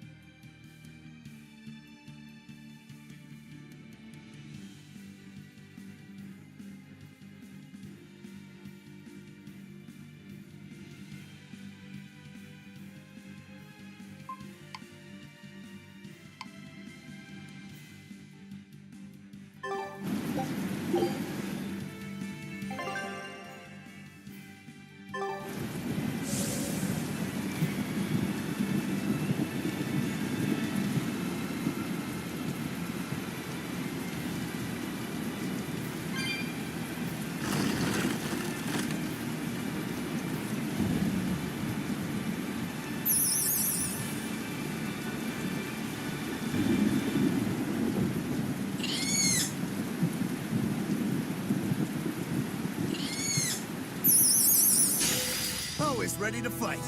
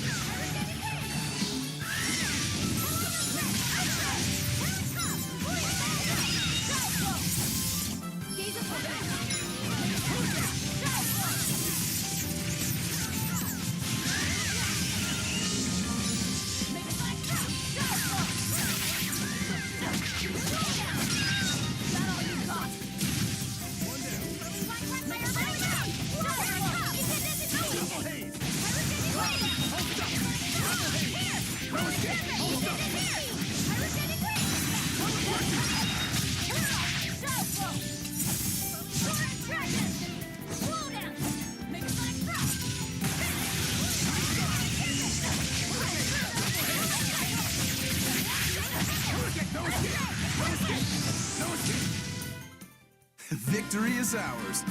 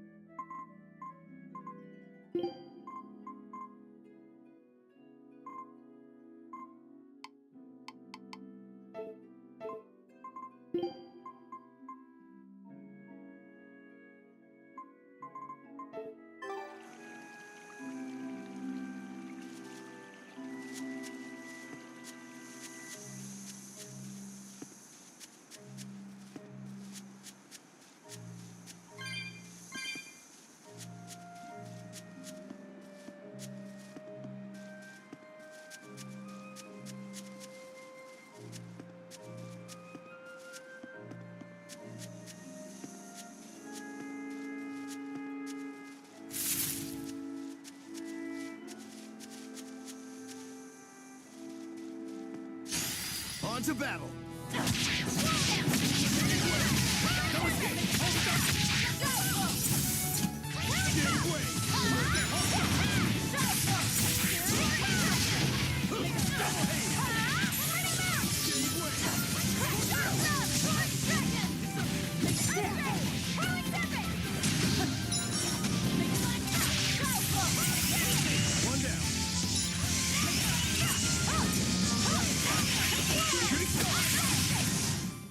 I had no problems here.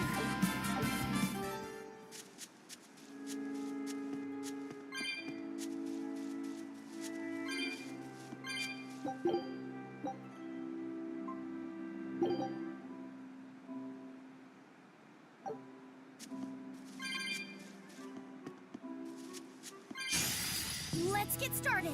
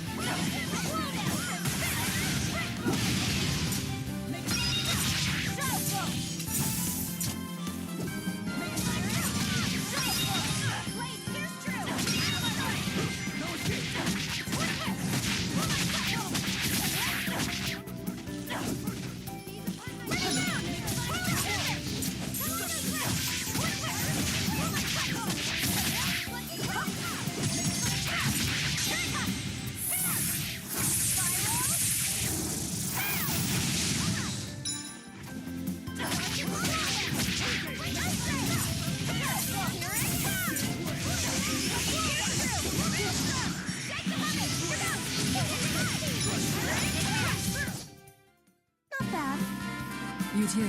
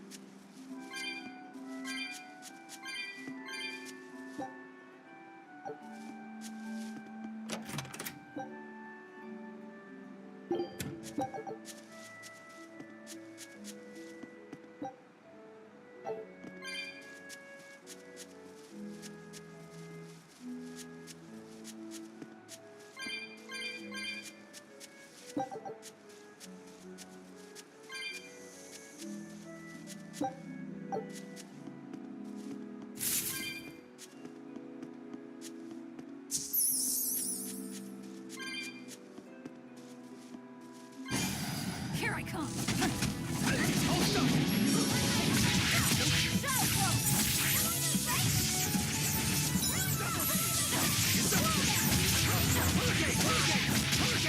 Flash! But I'm this close. I won't miss! Form zero! Thunder! Next!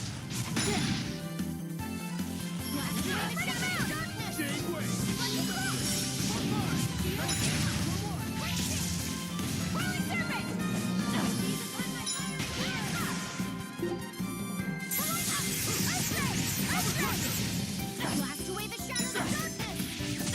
Let me go! Thanks, Crimson Sun! Check the heavens! This fight is over!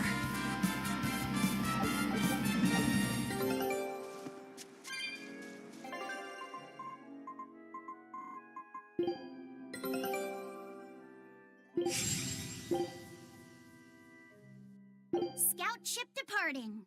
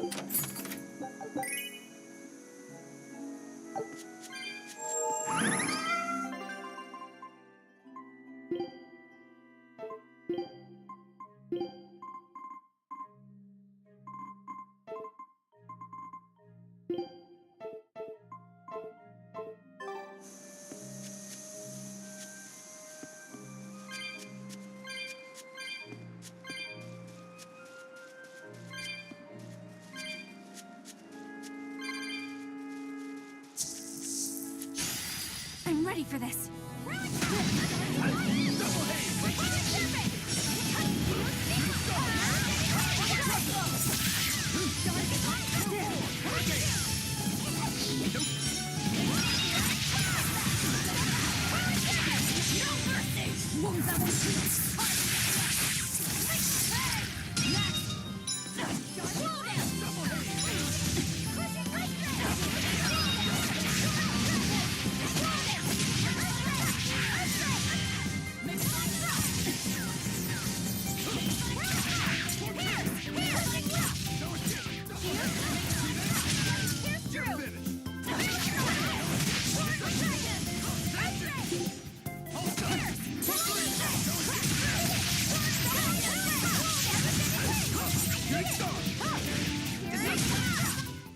This fight is over.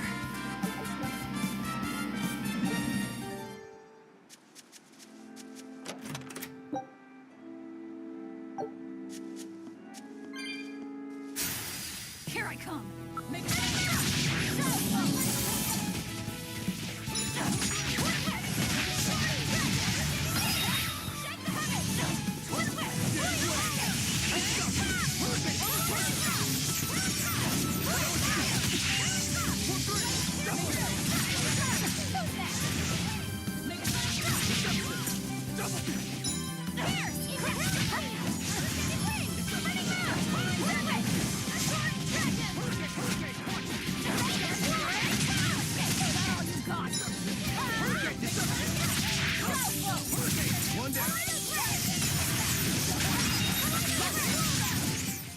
You won't get any pity or compassion from me.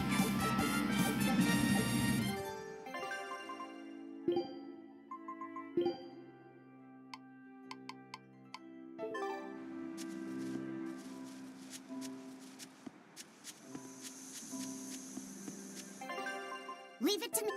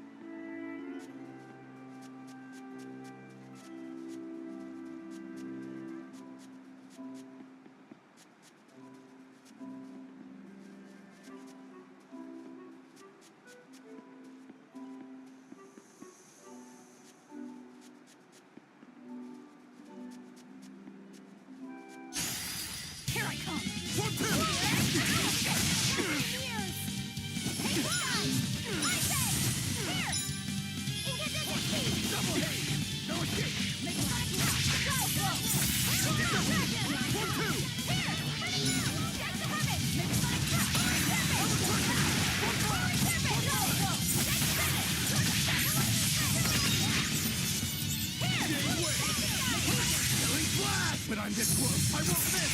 Form Zero!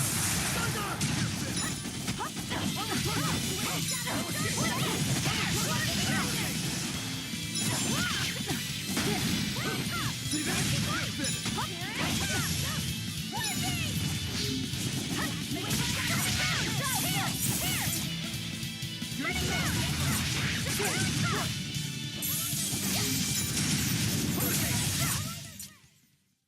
You're not hurt, are you? No, I'm fine.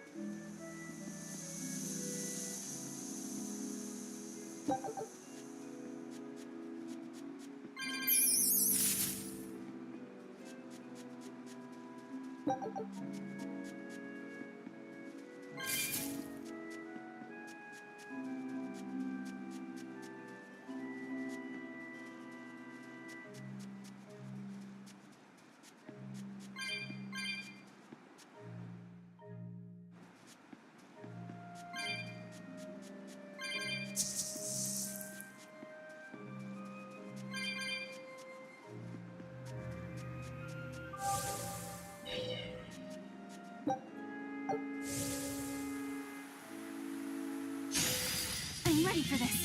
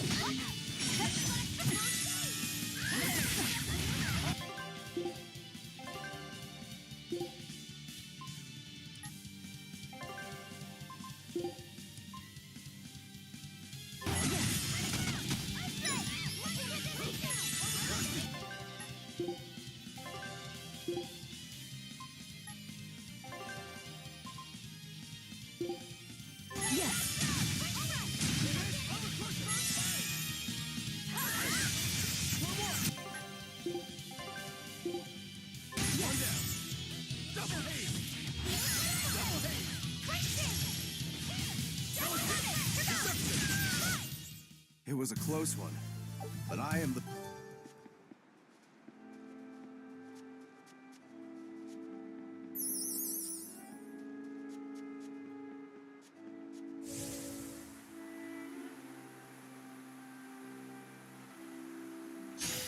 You better be ready.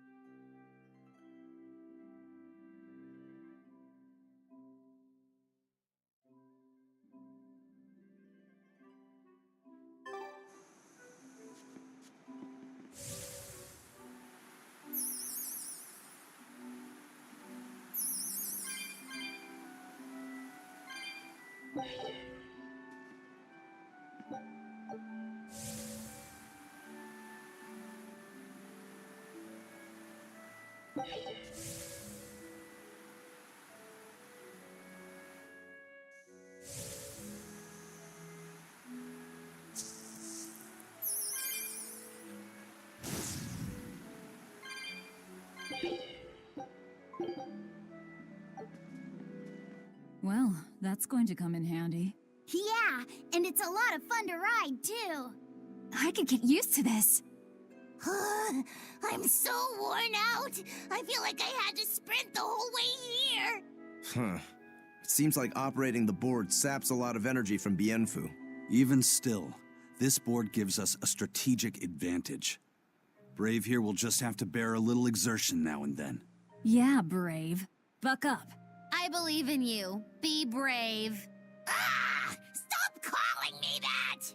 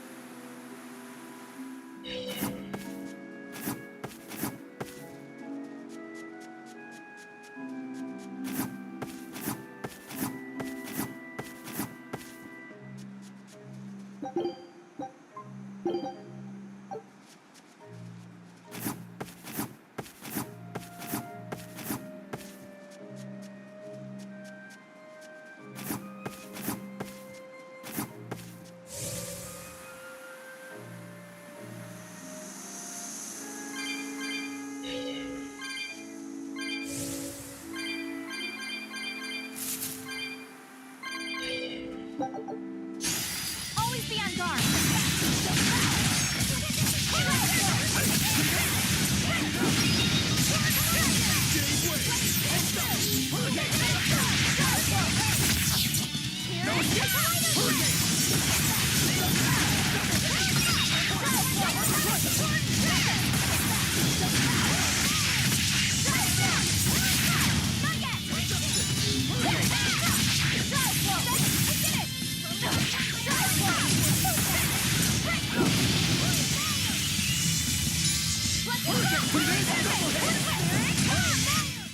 This fight is over.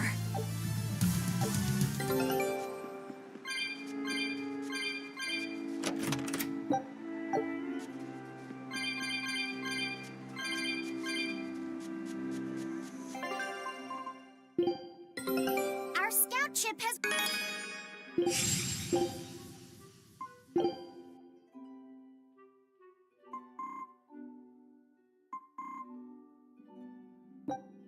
Scout ship.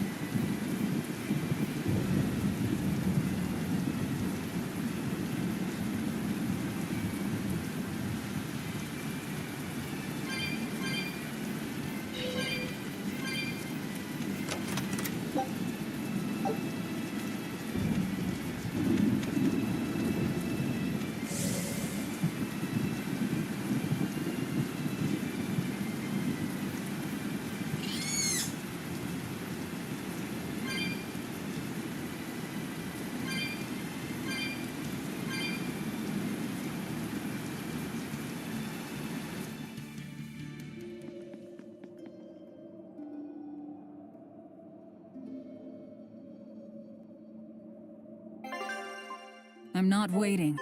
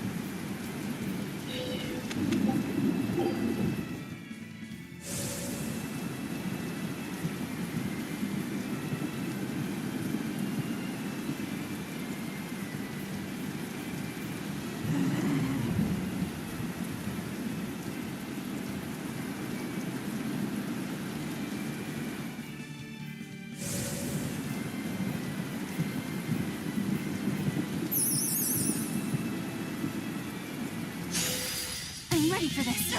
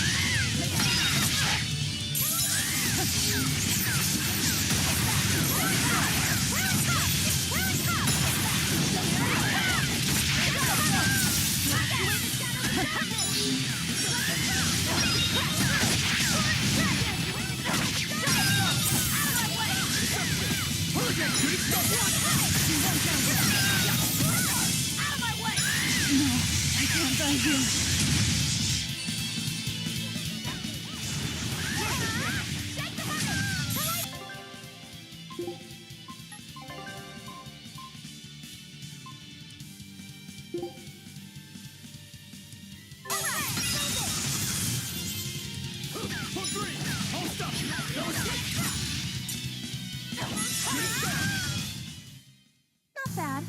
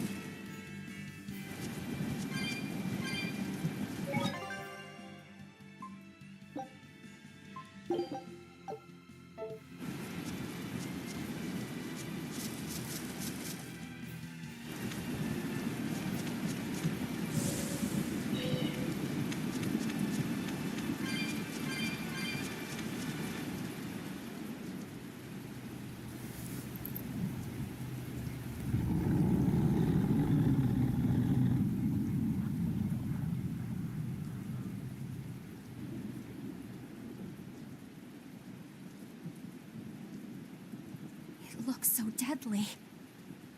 And just check out how much malevolence it's putting out. Which means it's not Etherian. Let's retreat. We've got no reason to pick a fight with something we can't handle. I do. Oh, you're up for it? What? What are you doing? She's right. Fighting this creature is a good way to end up dead. Oh, sorry.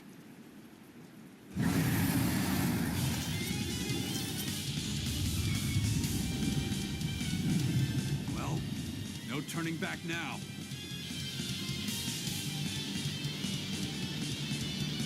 Damn it, this wasn't part of the plan. Yeah, but training like this doesn't come around every day. Be on your guard. One wrong move and you're done for. I know, that's the fun part.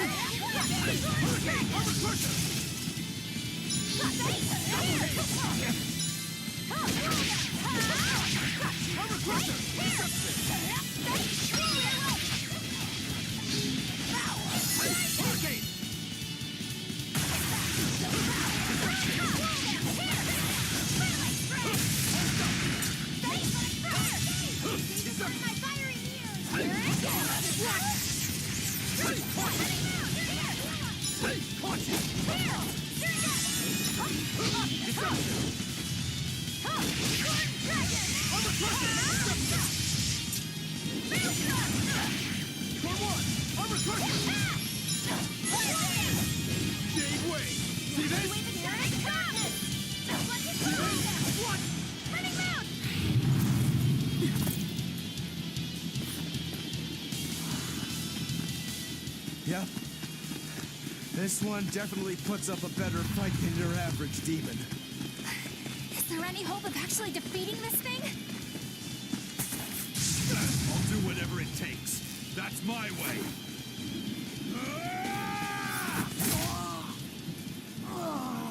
Sabine!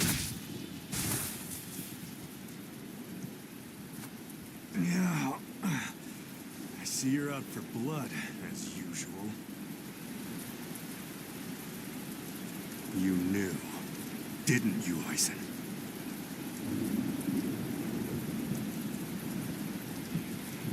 Out of my way.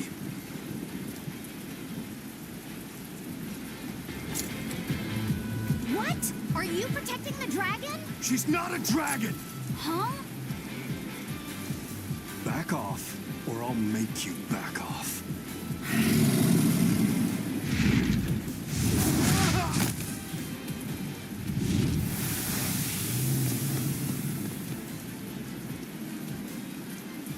Damn, it got away. That hurts, babe. Here we hadn't seen each other in so long.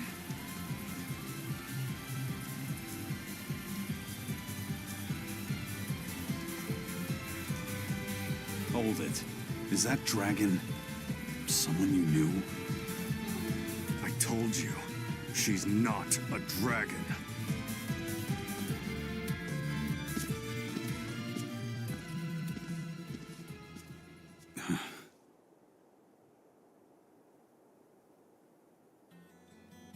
So, it seems old Check Out My Pecs and the dragon have some kind of close ties. Did I hear you right? We're talking about a dragon here. I know what I said. But how could that be? When Malachim are tainted by malevolence, a dragon is what ultimately results. So you're saying that dragon was a Malak Zavid once knew? She must be who he was praying for back in town. Yeah, most likely. But do Malachim put out malevolence like humans do? No, not by themselves they don't. But if one remains in contact with humans or demons who do, it will eventually taint her, and she will become a dragon. What about you, kiddo? You feel anything weird after you got thrown into the Earth Pulse at the Empyrean's throne? I did, yeah. Can't say I'm surprised. The air there was thick with malevolence being sent on its way to Enominat. If I'd stayed there, I might be a dragon too. Is having a vessel not enough to prevent a Malak from transforming? A vessel can reduce the effect, but not eliminate it. By stripping their Malachim of consciousness, the Abbey exorcists seem to be able to inhibit the transformation. But nothing in this world is guaranteed. Can a dragon ever be changed back into a Malak? Nope. Just like with demons, there's no going back. Do they still hold on to some part of who they were? You saw that dragon. What do you think? Well, that's... But Zavid still won't kill it.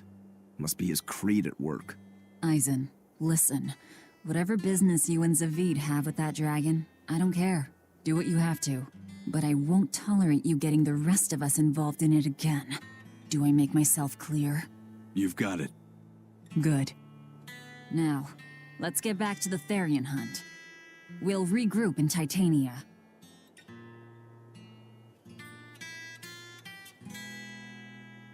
If what Eisen said is true, then could I wind up as a dragon someday?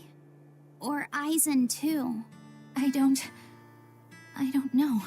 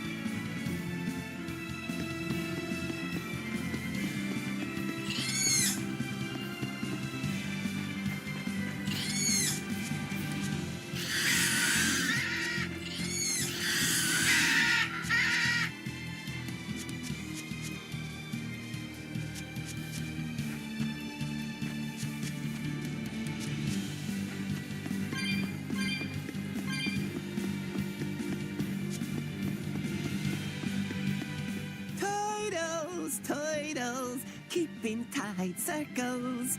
Oh, perfect timing, Eisen. I's got a letter for yous. A letter? Did you get a reply to that letter you sent? What's it say? What's it say? I know everything that you've done. Repent for your horrendous deeds, you monster. What did you do, Eisen? No idea. There's no sender written on here either. Who would write something so awful? Who cares? If I gave a damn about other people's feelings, I wouldn't be a pirate. I suppose that's true. Forget about it. What's the status of the other stuff? The Palmier made it just fine. But we've run into some troubles finding the Nordals. My deepest apologies. What are Nordals? Nordals used to be given out by Empyrean temples. If you collect a set of 4, you'd find happiness. Oh, so they said. Nowadays, there's only 4 left. Red, blue, green, and black. Even worse, nobody hardly knows nothing about them. Dolls of the Empyreans. Do you think they're like that one we saw of Aminoch in that shop in Isolt? Kind of. But these are less gloomy looking and more, how can I describe it? Something like a quiet radiance? A quiet radiance. That's perfect! I think I get it. I'd never have pegged you as a collector of religious claptrap, Eisen. Think they'll help keep the Reaper away? Probably not. But in the off chance they actually work, they'll keep her safe. Hey, that letter Eisen sent off earlier was addressed to a woman, wasn't it? Our little Laphicet is growing up. No, I wasn't implying she was his girlfriend. Her writing just seemed more mature, and...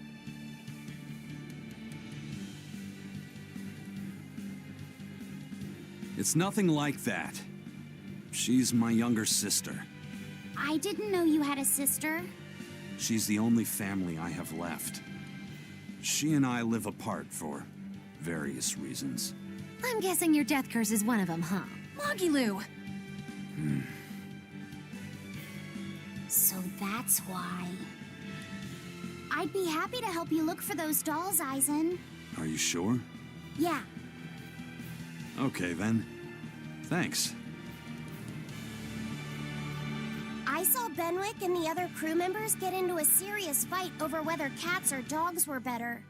I don't get what the big deal is. I can't believe you could say such a thing! No conflict is more perilous than the one that has dogged mankind since the dawn of civilization! In the shadow of every war are the battles of dog lovers and cat lovers. Between each side lies a divide, maybe not all that deep, but unbridgeable all the same. I'd say we're lucky that the squabble you saw didn't escalate into anything more serious. I had no idea it was such a big deal. So what side do all of you fall on? I am, without a doubt, a cat person. Cats and witches have a long history together. Personally, I prefer dogs because they can cohabit with humans while following rules. But I like cats too, because they're cute. What about you, Rokuro? Shigure liked cats, so I don't. But I like dogs even less, always wagging their tails for their masters. I feel the same way. Dogs will trade anything for food. Learning tricks, wagging their tails, getting friendly, and in time, even forgetting to howl. I think that's too cynical. Dogs make efforts to please humans so that we can live together. They're friendly and compassionate creatures. Then does that make you a cat person, Eisen? Actually, I like squirrels best. When I lived with my sister, the nearby forest had lots of nice, fluffy squirrels that would let me pet them. This isn't about squirrels. It's about cats and dogs. You have to pick a side. If I had to choose, yeah, it'd be cats. There's something lovable about the way they act, especially when you spoil them. Reminds me a lot of my sister. What about you, Velvet? Cats or dogs? Dogs. They don't betray you. You always have to be so serious, don't you? So Velvet and Eleanor like dogs, while Mogiloo and Eisen prefer cats. And Rokuro doesn't care for either one. That makes you our tiebreaker, kiddo. The fate of this showdown is in your hands. It is? Now that you're no longer the Abbey's dog, perhaps you're thinking of being one for Velvet's column? What has that got to do with anything? We're just talking about which animal we like. If you're getting so angry over this, he's going to have no choice but to pick dogs. I just told you. No more fighting! This is clearly getting out of hand, so why don't you all agree that you're Bienfu people and make up already? And what makes you special enough to have Bienfu people? Because I can be loyal like a dog, but also do my own thing like a cat. If you pick me, everybody wins. I don't think it works that way.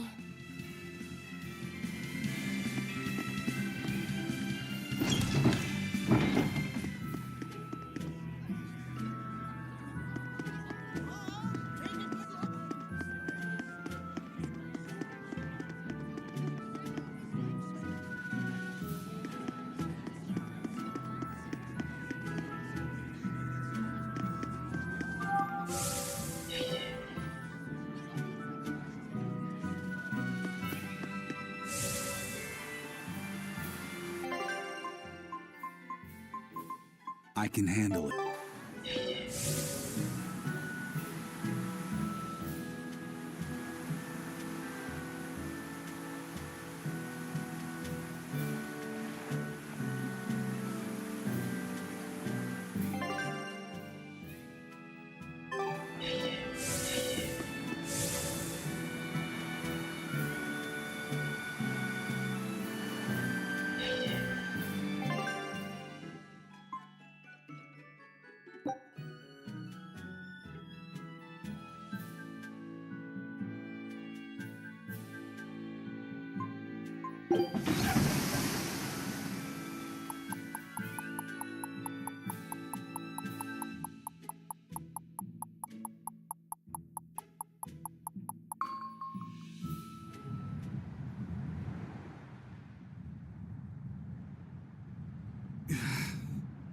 I guess a dragon was a bit much to take on, even for the Reaper. You should get some rest. We all should. I'll just get the crew started on readying the ship for our next departure. All right, you go do that. Laphicet, you should get some rest too. I'm fine. It's more important that I focus on finding an actual Therian this time. I'm going to take another try at sensing the Earth Pulse points.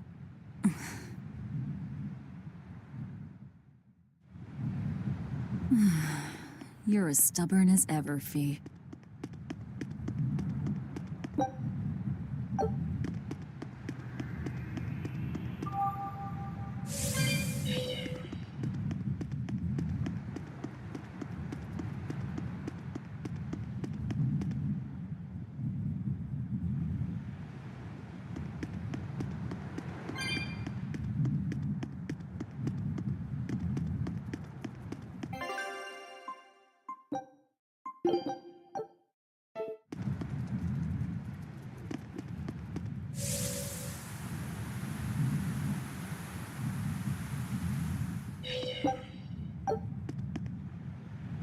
May I ask you a question? What? You're an Earth Moloch, yes? Why live on the sea when your kind sinks in water? I live on the sea because I'm an Earth Moloch. I'd be curious to hear more. Ifrid used to go on about how we should accept what we were born with. But one time he joked about the idea of a pirate who couldn't swim, and he laughed and laughed. I wanted to clobber him right then and there, but it wouldn't have changed the fact that I can't swim. I didn't want some predestined elemental affinity to control who I was. Instead, I underwent tough training to overcome it. Well, I guess that's one way to approach it. Did this training of yours bear any fruit? Well, as soon as I stepped into a river, a big flood brought down a landslide from the mountains and swallowed me up. Then, when I tried going into a lake, the seaweed suddenly multiplied and tangled around my body, nearly drowning me.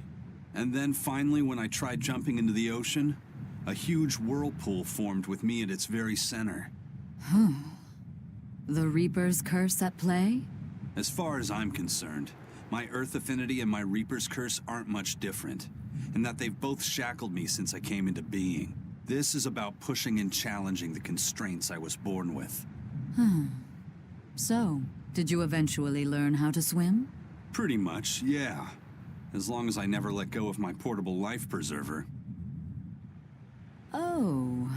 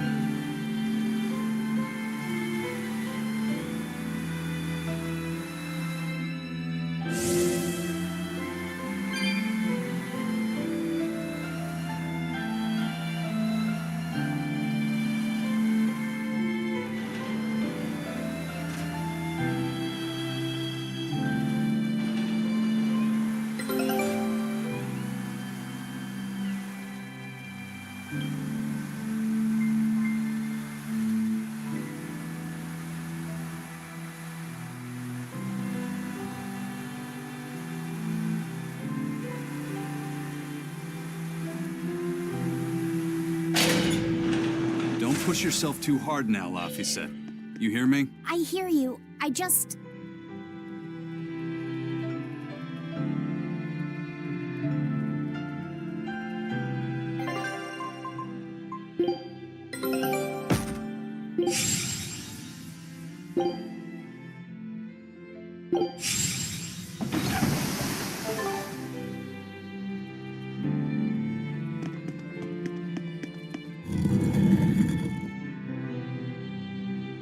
I told everyone I could find the Therians, but I've only sent us to the wrong places. Eisen, is there any way to boost Amalok's powers? I guess it's okay for me to tell you this. The majority of Malakim today have their consciousnesses sealed away to be used as mere tools for the exorcists. But originally, Malakim were beings who received prayers from people, and in return bestowed their blessings upon nature and mankind. So you're saying that when humans pray to Amalok, the Malak receives great strength? Yes, in general at least. Some Malakim, like me, buck the system and bring about misfortune rather than divine grace. Oh, that's unfortunate. But who would ever pray to me? Maybe you didn't lead us to any Therians, Fee, but it's not like we came back empty-handed. We found orichalcum to use against Shigure, and we also learned we can hold our own against a dragon. Velvet. So where should we go next, Fee? Northgand! There's a big Earth Pulse point north of Helavis! Works for me. Eisen? We can leave whenever you want. Doesn't matter to me. And I'm all set. Let's make our way to the harbor. When I say prayers, I don't mean outright worshipping. All I'm talking about are earnest thoughts and feelings directed at you. I see. So I'm already receiving prayers then.